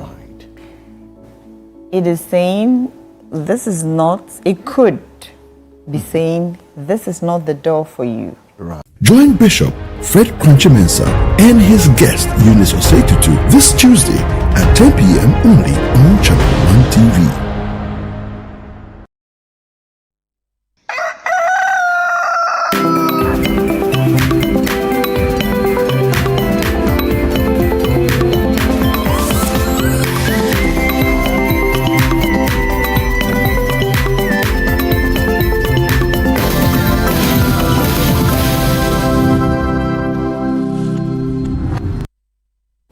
All right, welcome back. As we promised, it's time for us to head into our communities.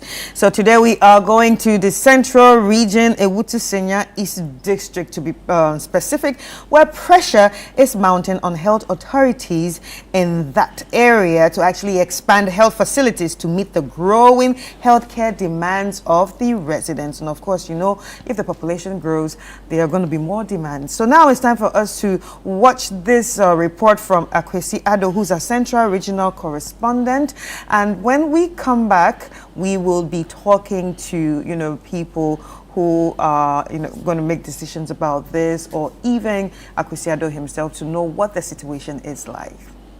The Papasi Chips compound, one of the facilities in the district, which serves a client population exceeding 7,000, is situated in a rapidly developing area.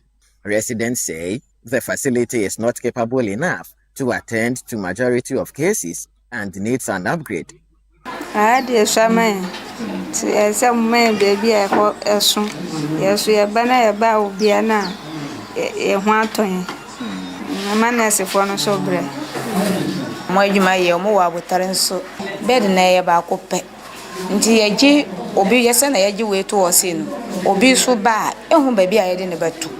two-bed facility caters for general health needs of the people and is always under pressure, according to health workers. Even though we are a CHIPS compound, our population is huge, which means that the number of people who attend clinic here is large. We don't have enough space to attend to. As you can see from here, which is the OPD, the space is like very... People do not actually have a place to sit when they come. Sometimes you would come here and they are standing around here because of the space. When it comes to the maternity as well, our labor ward is not conducive for us. With the area rapidly developing, the assemblyman says an expansion and upgrade, or better still, the establishment of a new health facility is crucial. Nyama bebre ye laki ewa ha. Inti mesre mpenifor se anka eye cheap compound no ye upgrade no na emeye clinica anka ebeboa. The Ewutu Senya district has two polyclinics, one in Senya Breku and the other in Bojuase, and two health centers with all remaining facilities being CHIPS compounds. The district capital, Ewutu Breku, is served by a health center which has also been affected by ongoing road construction works.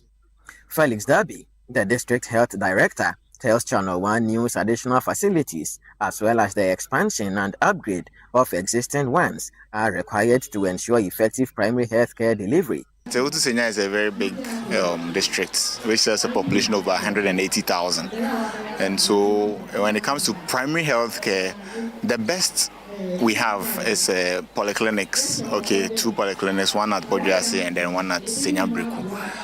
But the district capital itself doesn't have, like you just said, the hospital or clinic. It's a health center which the road construction has been condemned, about half of it. So we think that it can be better.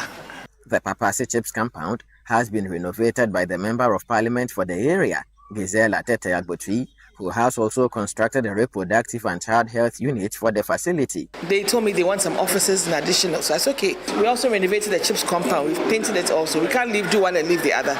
So we've also renovated that to their taste. And then we've also made some donation of some equipment, a new delivery bed, some furniture, some plastic chairs. We'll bring some benches as well, because that's all that they've requested for.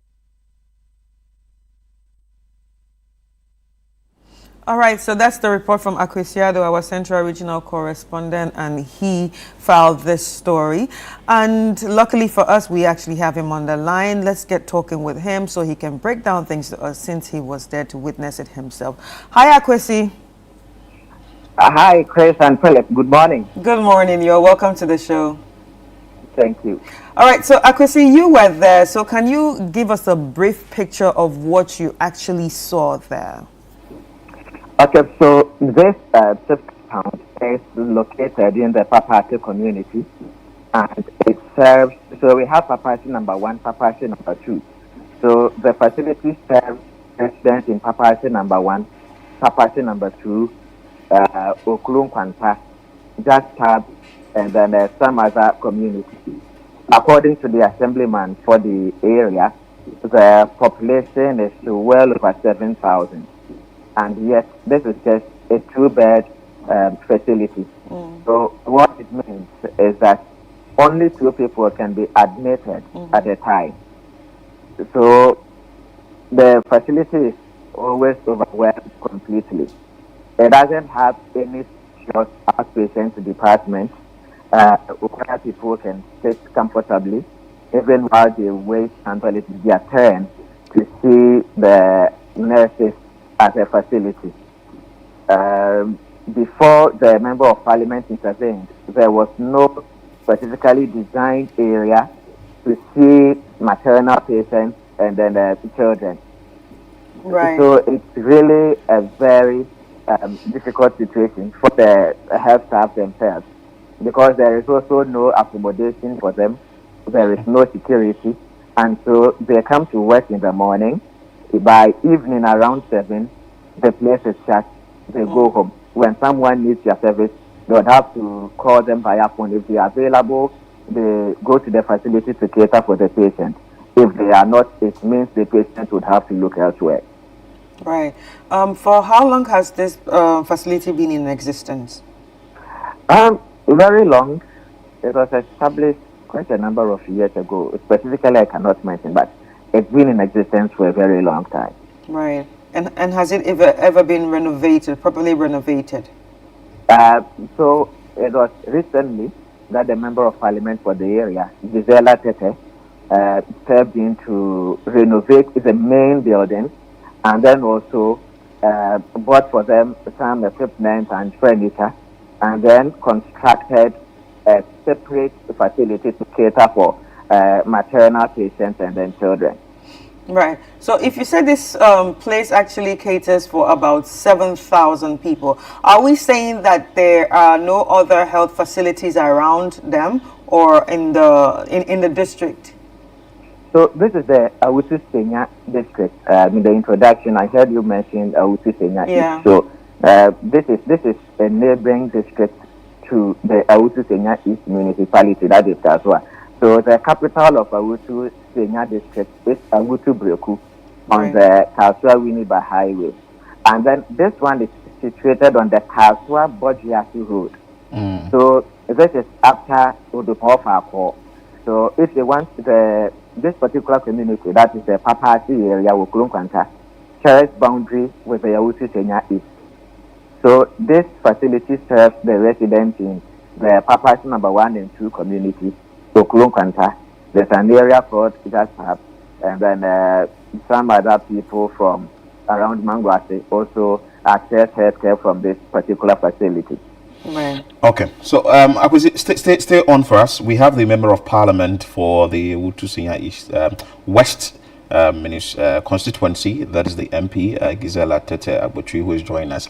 Hello, good morning, madam. Good morning.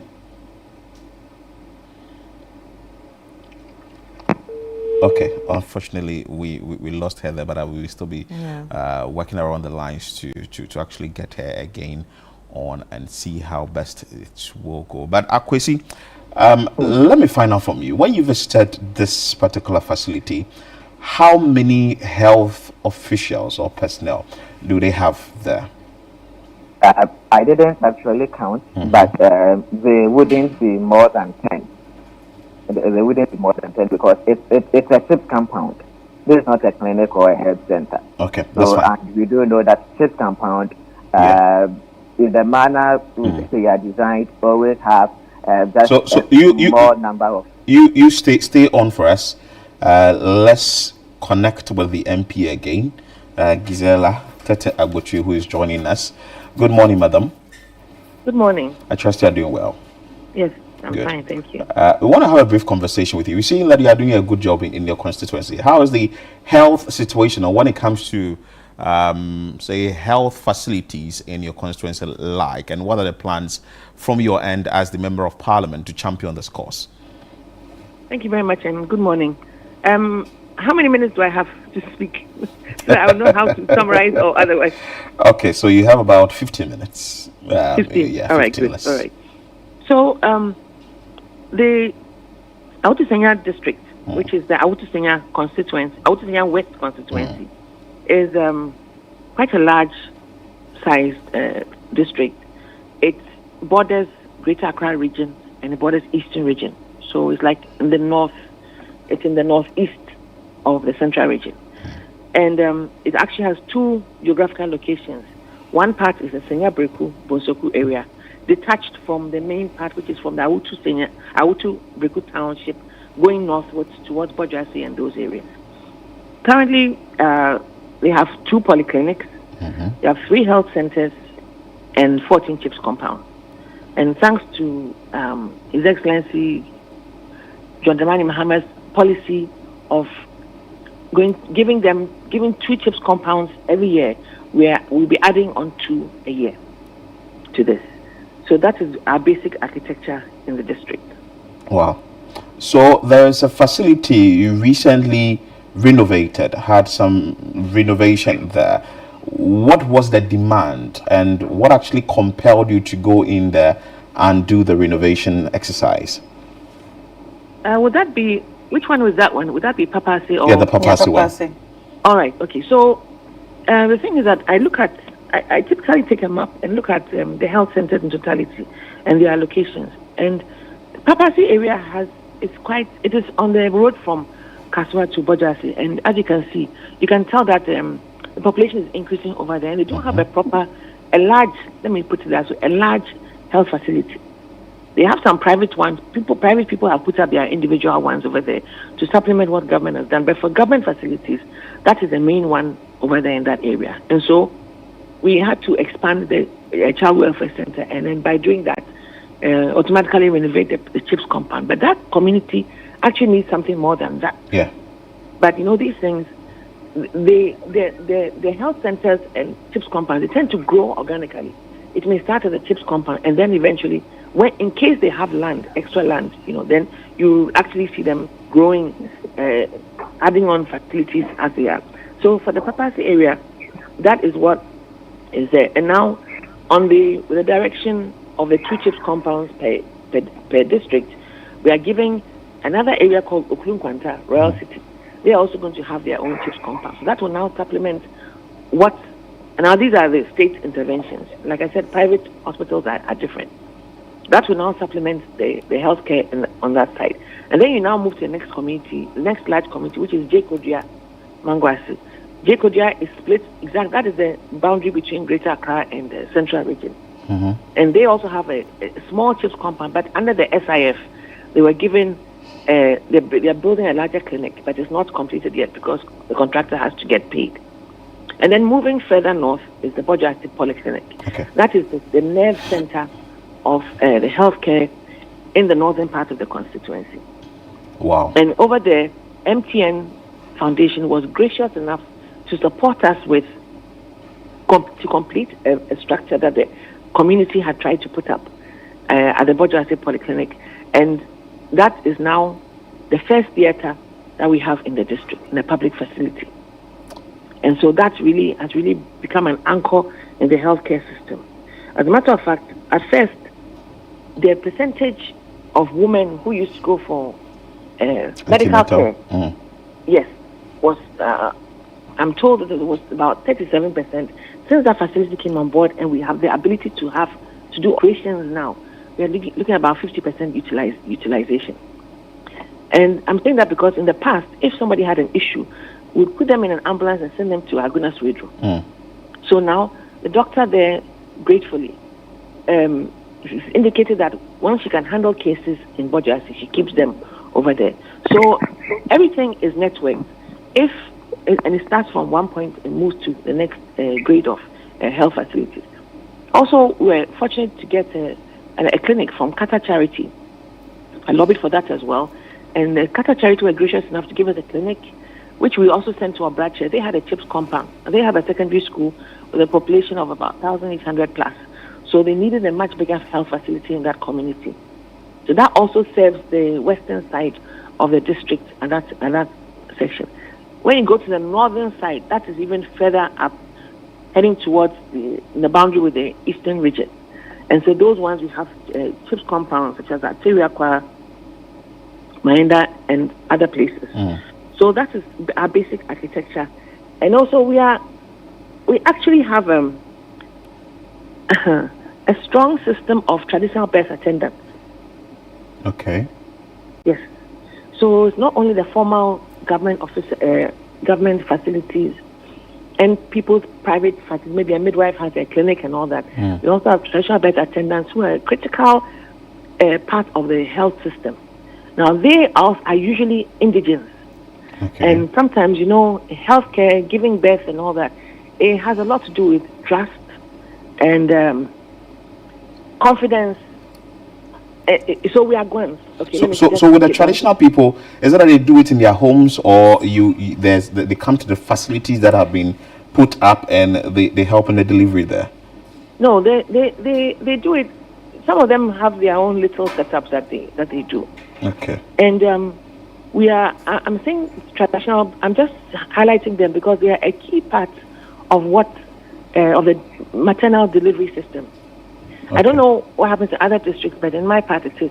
We are indigenous Gwans. In the central region, we have 3 Gwan states. There's Awutu, there's Senya, and there's Winneba.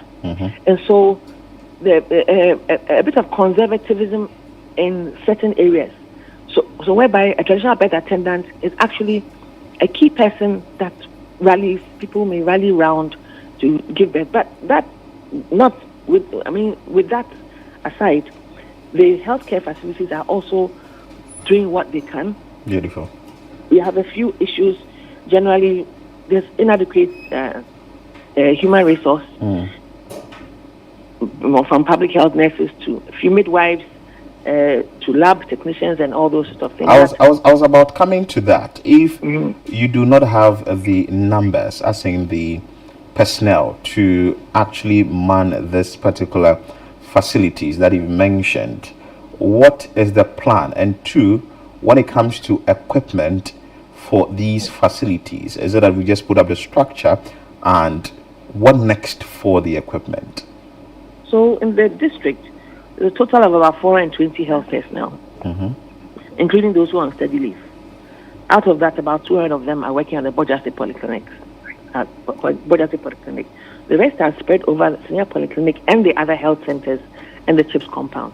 So I'm just giving a general figure. So it's not that there's total shortage.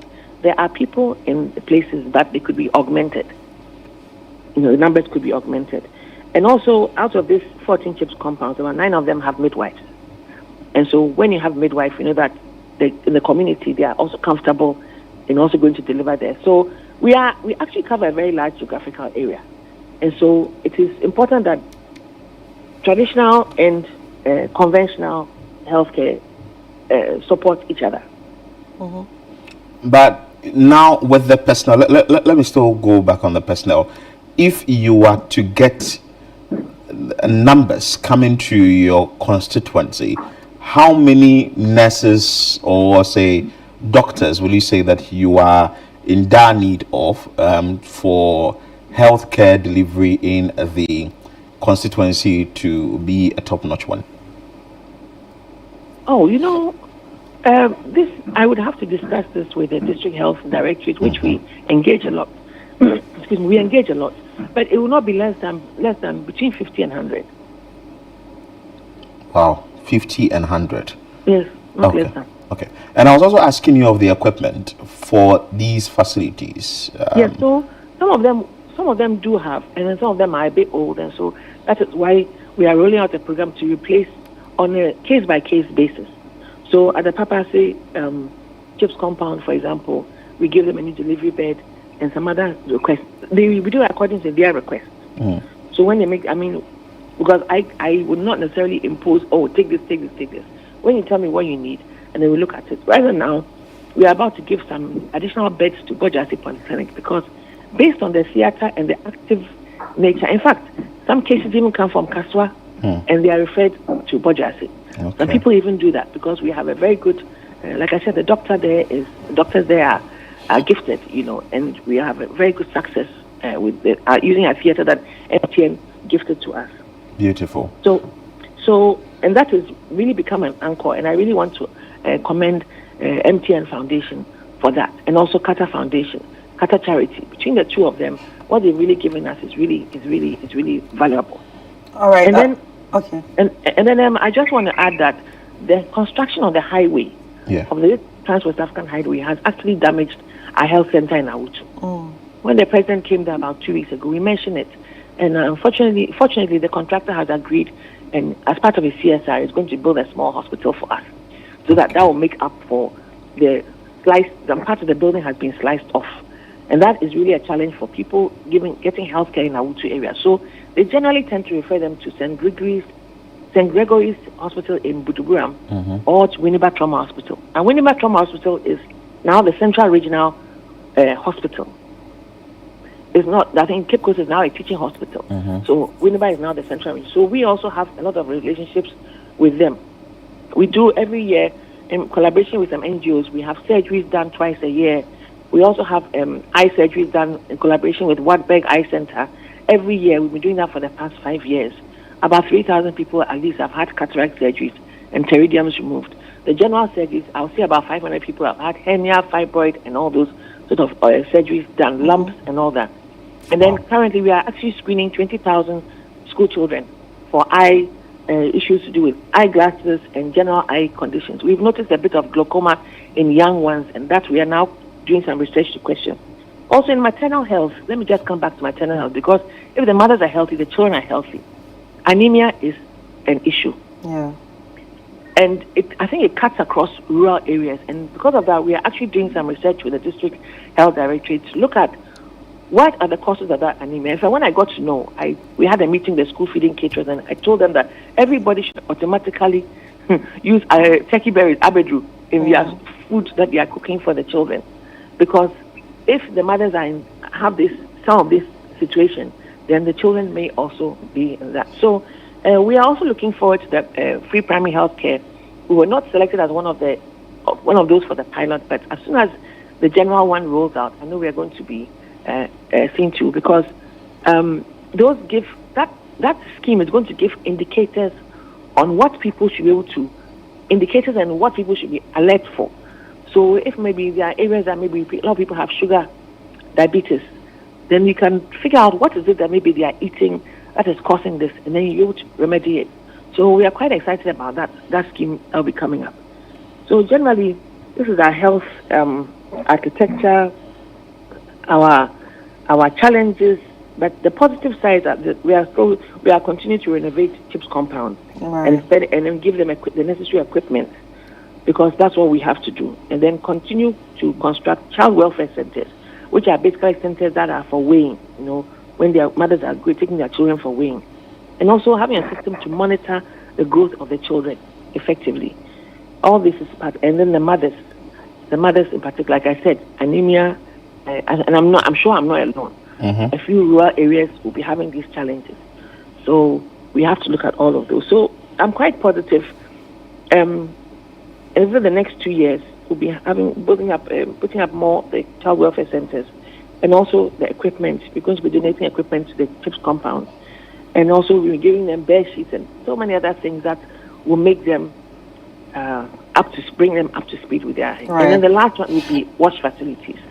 They're also going to be getting wash facilities as an upgrade. Okay, so finally, what message do you have for the residents who actually feel frustrated with this current healthcare challenges that they're facing right now? Well, we are working. I want to say that we are working on them. Sometimes we work quietly because you just want to get some things done, not with all the noise and the fanfare that goes with it, but certain things just have to get done. And very soon, the community health facilities themselves know that we are doing this with them. And the positive signs will be seen. Because as an MP, I complement what government is doing. And as much as possible, I also, I try and make sure that I have my own twist and my own additions to it. And the last one I wanted to talk about is the Agenda 111 hospital, which we were fortunate to get one of them. But ours is at 73% completion. I remember when we changed government, I went to see the Minister of Health to discuss the completion of these. I think because there was not a secure source of funding for all the Agenda 111 hospitals, and also because at that time, maybe they should have phased them, maybe done 20 in a batch, 30 in a batch, because they cut across and did all. A lot of them are in different states and levels of completion. So I'm just hoping that maybe when we come out of the IMF program or something, we will be able to now find the funding to be able to complete them, because they are very necessary part of the referral system and the healthcare architecture in every district. I would like that my referral center is internal, but for now my referral centers are either in Swedru, in Budugram, or in Winneba. And we would like that our referral centers are internal so that the whole system is tight and we can work better that way. Thank you so much, Madam Gisela Tete Abochi, who is the MP for Ewutu Senior West. Grateful for your time, and I can say that she's on top of issues in her constituency. Yeah. The way she's been able to deliver and mention what is happening in this particular community, what will happen in the next 2 years, what they are doing. But Akwesi is still on. Akwesi Ado is still on. Let's wrap up with him quickly. Akwesi, so let's understand. Is that the project, which is the Kaswa Winneba Road, that has led to a part of that hospital, which is that has been taken off? Explain to us into details. Let's understand better what really it is and what has happened to that particular structure now that the road construction is ongoing. The first issue would be access, because the frontal area of the entire facility has been graded and then trenches that, so it's quite difficult for people to have easy access to the facility. So which facility are we talking about? About the Awutu Breku Health Center. Okay, good. Yes. And then also, apart from the issues with accessibility, there are quite a number of structures that have been pulled down as a result of the ongoing construction works. But I would want to commend the MP for the wonderful job she's been doing. But then also I heard her mention that the contractor is being lobbied to consider building the hospital in the Awutu Breku Township. This is the district capital we're talking about.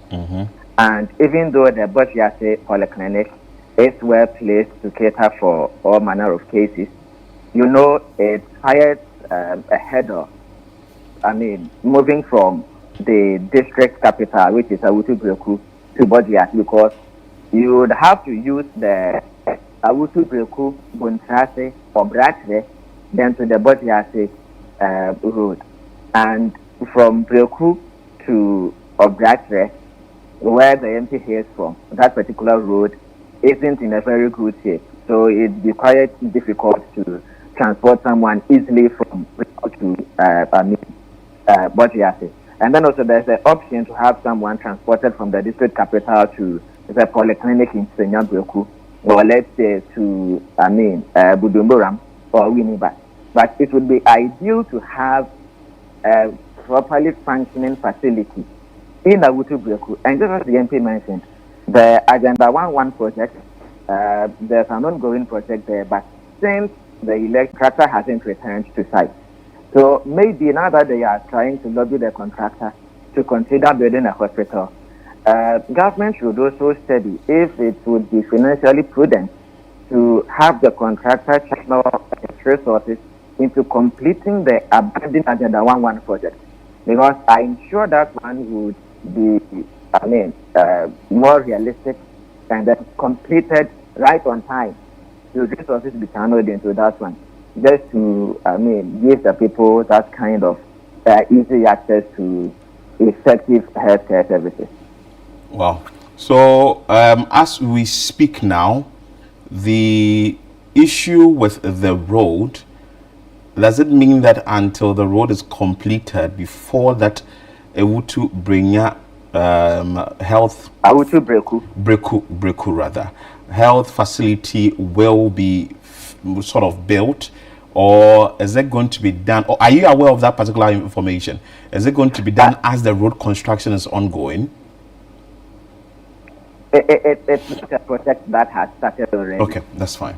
This is something that is being considered. It's being considered. Okay, that's fine. And as now, any intervention at the Autu Breku Health Center, the existing facility, would be meaningless because the contractor is yet to finish with the main road that comes to the service lane, which has affected the facility.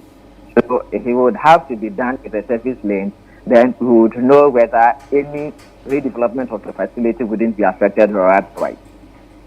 Okay, that's fine. Akwesi, thank you so much for your time. We are always grateful for the kind of stories you've been bringing us, for us to actually talk about them here on the show. That's a beautiful one there. Akwesi, thank you. He's been able to touch on almost all the things in that constituency. That is a Ewutu Senya West constituency, and the Ewutu Breku facility that has actually been affected as a result of the construction of the road. And also the member of parliament for the area has actually spoken extensively. I'm very excited about the fact that the MP is very much informed about whatever is happening in the constituency, and she's been able to lobby. She keeps thanking the institutions that have helped, because we keep saying that the government can't do it all. So when we have institutions coming up to actually help and fix these kind of things that ideally we've been talking about here on the show, it goes a long way to help. So corporate organization, why not? There are facilities you would want to help in some regions, a number of regions, not some, and a lot, almost all 16 regions in the country. There are issues everywhere, and the fact that we sit here and actually tell you about these issues is our joy, because at the end of the day, you are also supposed to also fix the problems. We tell you where the problems are, then you fix it. But I like the fact that the MP has taken the initiative and she's doing what she's supposed to do, and also asking the contractors to also do what they can now that the road project is also ongoing. And there are some facilities that are also being fixed at other places within the constituency. 7,000 individuals on one particular facility at Papase. Yes. And from what Akwesi said, it's a facility, it's a chips compound. It's a chips compound. And from what Akwesi, two beds. From what Akwesi, about 10 health professionals or the health personnel there, 10. So doing your maths, about 70 to 1 health professional or health personnel, which is too bad. So the MP made mention that if we are supposed to get some health professionals to the area, we should have about between 50 to 100. So Health Minister, I know you have a lot on your table, but I'm sure Gisela will also be engaging you like she said she has, so that she'll try and find solution to some of the problems there. But we still continue with another community. Yes. And we go to Ofanko, and this particular place, every now and then when it rains, then you should know that you are either not going home, or you would have to park your car somewhere, or you would force yourself through the water and eventually damage your engine. And which you can lose your shoe. Yeah, like in the report. But anyway, we will take a quick break here. When we come back, we'll bring you that report. Stay with us here on Breakfast Daily on Channel 1 TV. We'll be back.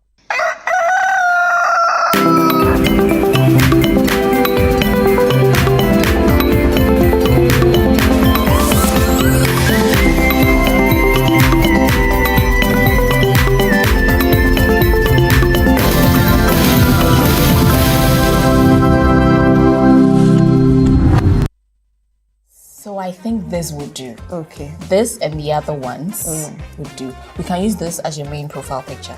Yeah? Yeah. Then one perfect. The upload. But before that, I think we should get you a nickname. Vera, what upset this insight is that? Is it a porn site or what? A few minutes into chatting, a man is asking me to come home and see him. And then a few minutes later, another man sent me a picture of his pro. And then there's this one that calls me asking for how much I charge for shots and...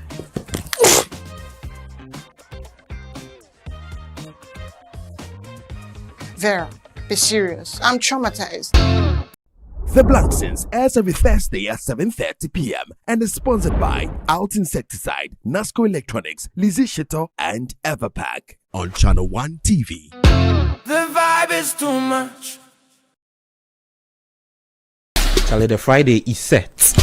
Let's get into the world of sports like never before. Join us every Friday at 7 p.m. on 97.3 City FM for Sports Panorama, your ultimate destination for all things sports. From the thrill of association football to the excitement of basketball, tennis, athletics, and even emerging sports, we cover it all. Whether it's the Premier League or the latest NBA showdown, we bring you the stories behind the stars.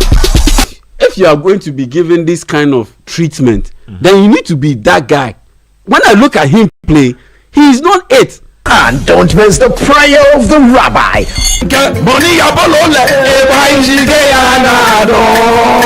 We're not just about the games, we're about the community. Charlie, you two guys, we love you all, yeah. You guys be hard guys, because see, before we go sign in, we had almost more than 200. Or when it's time for Don't Call Me. It's Don't Call Me time. Tune in every Friday at 7 p.m. only on 97.3 City FM. Sports Panorama, where sports come alive. Sports Panorama, your weekly sports fix. Don't miss out on the action. Sports Panorama. Catch the excitement every Friday.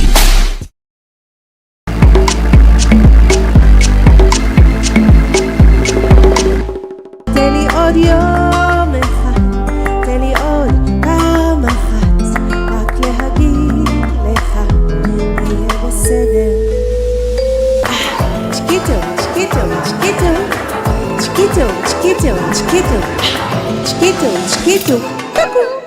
My guest is coming all the way from Israel. She's a virtuosa violinist. Clearly, she's a brilliant vocalist. She wrote this song herself. She's a composer. We're going to do shakshuka, which is a very traditional meal in Israel. This olive oil is from Israel. Ooh. It's from the Galilee. It's in the north of Israel, and it's very, very good. Israel is known for olive oil, so I'm going to put some for the cooking. I love shooting videos, by the way, in the desert. I love just showing different sides of Israel with my music.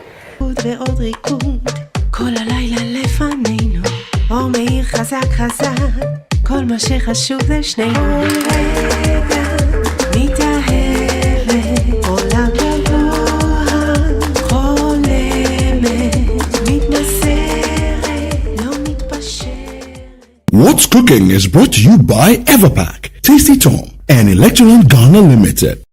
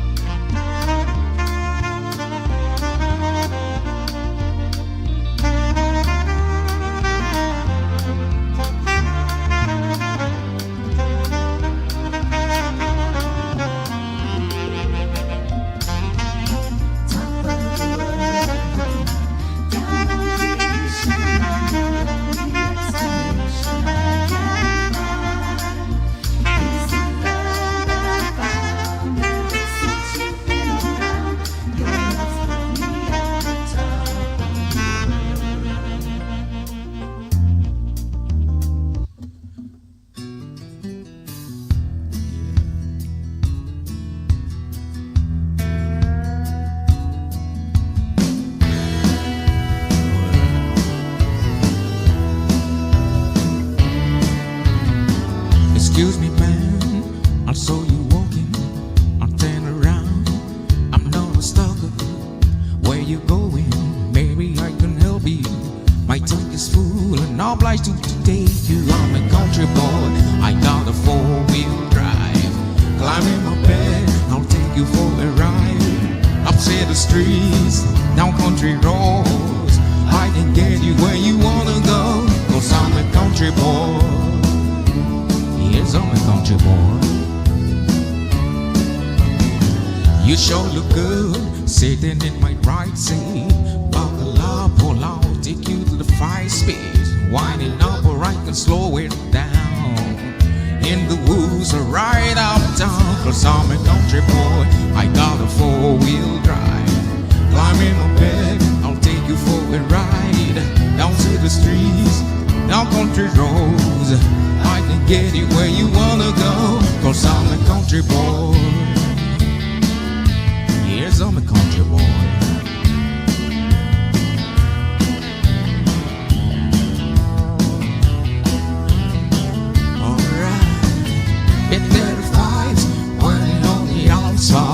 Grabbing mud and sliding into some rain.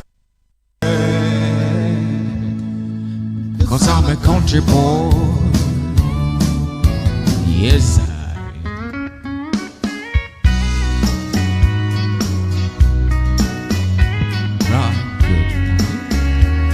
it's countryside music with Prosper Sax GH.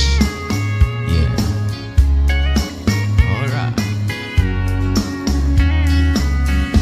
Lock the door and turn the lights on low, and put some music on the soft and slow. Baby, we ain't got no place to go. I hope you understand. I've been thinking about this all day long. Never felt a feeling quite this strong.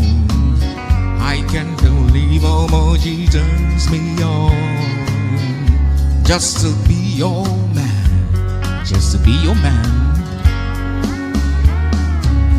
There's no hurry, don't you worry. We can take our time.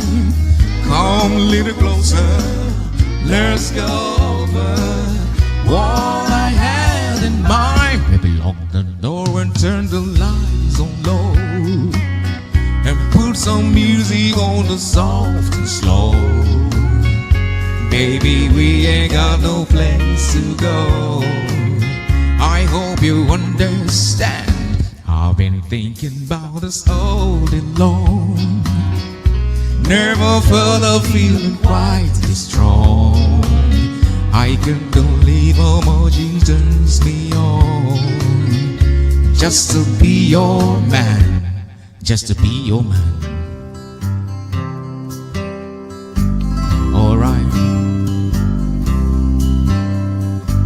Down the way where the nights are gay and the sun shines daily on the mountain top, I took a trip on a sailing ship, but when I reached Jamaica, I made a stop. But I'm sad to say I'm on my way.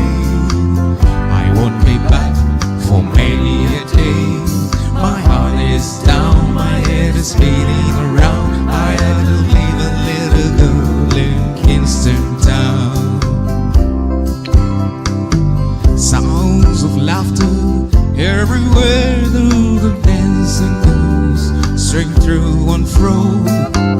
I must declare my heart is there, but I've been from Maine to Mexico. But I'm sad to say I'm on my way. I won't be back for many a day.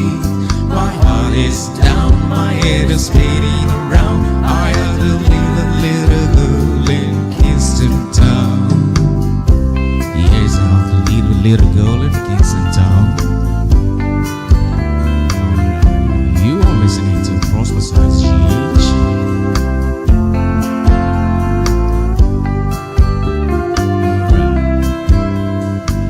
Now at the market, you can hear ladies cry out while on their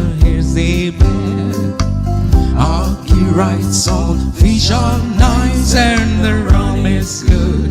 Any time of year good out. Sound to say I'm on my way. I won't be back for many a day. My heart is down, my head is spinning around. I had to leave a little girl in Kingston Town. Sad to say I'm on my way. I won't be back for many a days. My heart is down, my head is spinning around. I had to leave a little girl in Kingston Town. Alright, I had to leave a little girl in Kingston Town. Countryside music with prosper sounds huge. Alright, good morning everybody. Yes,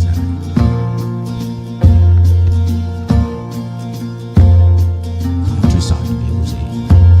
In the valley in Toledo, across from the depot, on a bus stoop, she took off her ring. So I thought I'd get closer, so I walked on over. I sat down and asked her her name.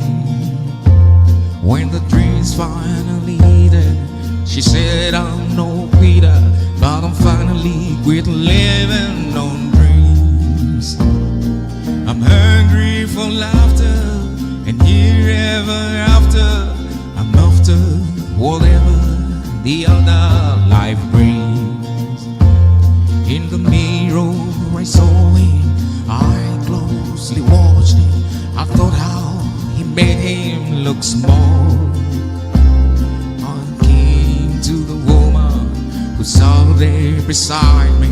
He had a strange look on his face. The big hands were callous, he looked like a mountain. For a minute I thought I was dead, but he started shaking, his big heart was breaking. He turned to the woman and said, you picked a fine time to leave me, Lucille, with 4 hungry children and a crop in the field. I had some bad times, lived through some sad times, but this time your head and bone heal. You picked a fine time to leave me, Lucille. You picked a fine time to leave me, Lucille. Yes,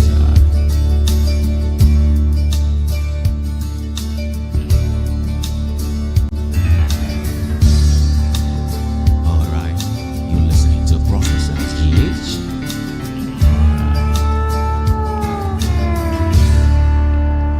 This world can take you by the hand and turn the soul of any man, but you can choose your path. There's 2 roads that you can take. One way is right and one is wrong. The flesh is weak, but love is strong. And she's all I see between the devil and me. The gates of hell swing open wide, inviting me to step inside. I'll be your friend. He calls again. I know he's in. The flames are spreading everywhere, but through the smoke I see her there, and she's all I see between the devil and me.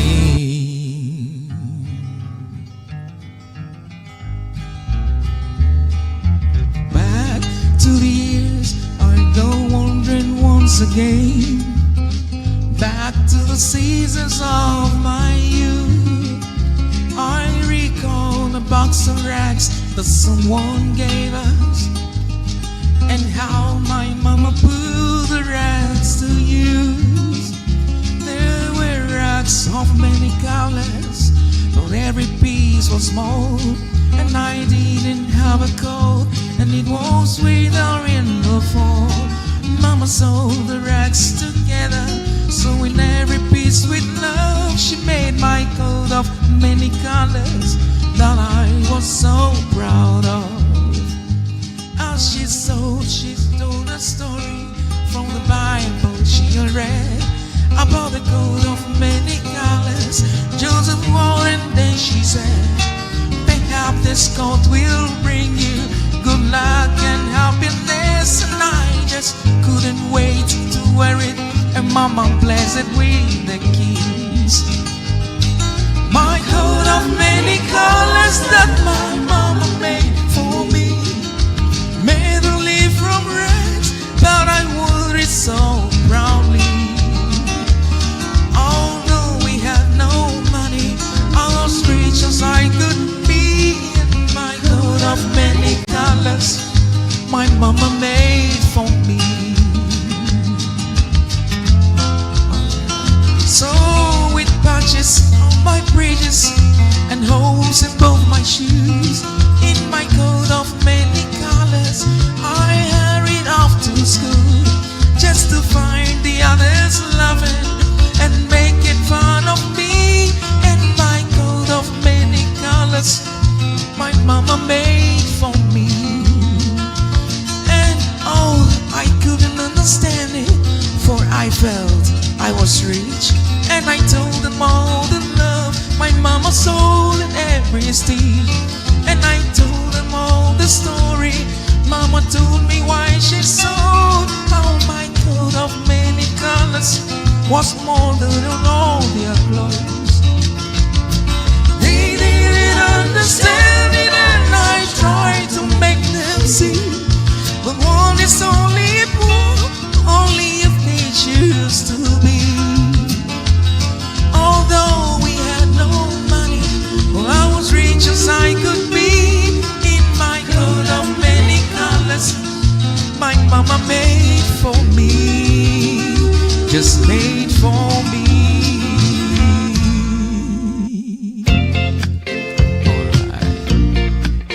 Alright, countryside music with Prosper Sax, yes. First I get cold and hold them, I'm not far, I'm not. Oh, what a pain I've got, it must be love. There's nothing I can do, all that I want is you. Look what I'm going through, it must be love. It must be love, oh, it must be love. I fall like a sparrow, fly like a dove. You must be the dream I've been dreaming of. Oh, what a feeling, it must be love. Yes, it must be love. Something is wrong, alright. I think of you all night, can't sleep till morning. And that is Prosper Sax GH there. I see that you're enjoying it. I really like I like country music. I don't know what you were reminiscing about. I felt like, you're acting like I really like country music. The song we used to oh, but those days, well, how old am I? That's the point, because of the way you were acting.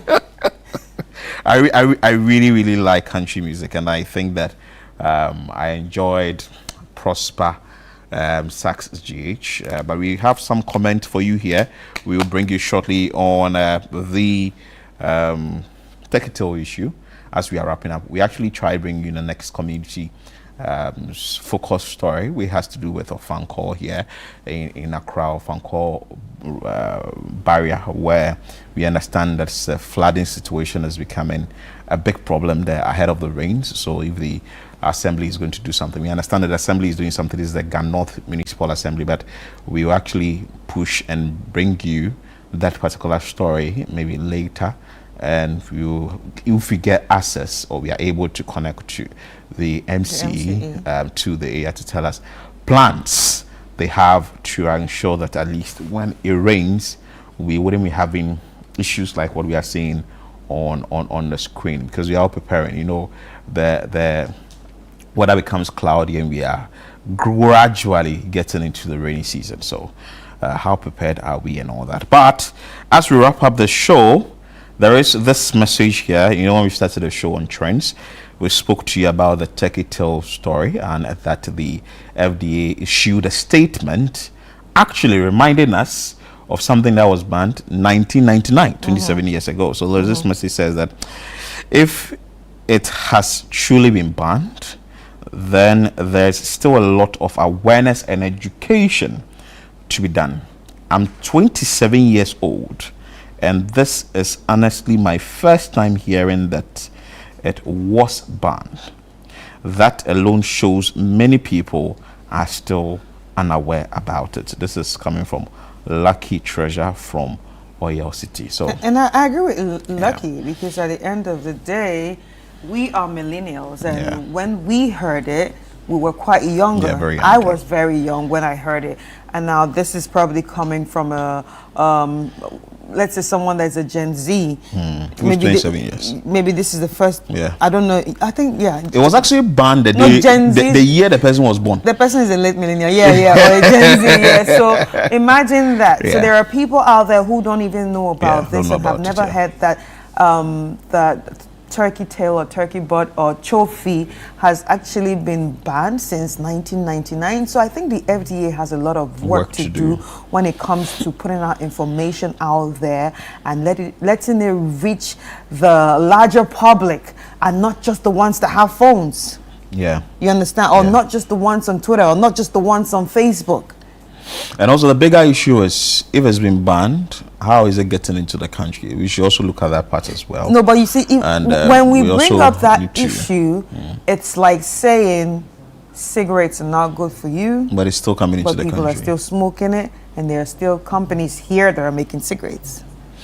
Well, so that might be the counter, bounter of this issue if we talk about it like that. But because then again, at the end of the day, people are still consuming it. So I think it just has different arms and legs that needs to be worked on. So the FDA would have to intensify education and surveillance as well, and would also have to let people understand the reason why it's actually shouldn't be consumed. Like the woman who called from class were asking that she doesn't understand. And other things. So it tells you that maybe aside the English, you would also have to do other dialects for people to really understand it. Very good friend who also called from the northern parts of the country was mentioning that I do not know what you are talking about. What is chofi? You are mentioning chofi. What really is it about? So some sort of information must be put out there. But the FDA, you are doing a good job, and I'm sure you're also going to get your information intensified. You have a communications team that's going to intensify its way of communicating. It's not only we have new media, but it doesn't mean that everything should just be on only social media. Other ways also communicating. We have the information service departments of the various assemblies, and they could also go around to inform. Even in Sawam, Suhum, Mankesim, and all those places, they go a long way to actually respect and would want to listen to what the information services department to say. In the olden days, there was the gongong bita who would come and hit the gongong and he'll give you the information. And how many people are using the smartphones? A lot are, but there are others too who are using what we term as YAM. So, and also the local radio stations and all that. You'd want to intensify communication and just let people get to know of what is happening in the country. That's how we wrap up today's edition of Breakfast Daily here on that chofi note, here on Channel One TV. It's been an interesting one, from the chofi to the police to the community conversation that we had in the Ubutu Senior West constituency, and Prosper Sachs GH actually crowned it all for us. My name is Philip Latte. And my name is Chris Carter, and remember that Nana Tufo started this show, and also eat Kosoni Meko instead of chofi. Have a nice day. Keep watching Channel One TV.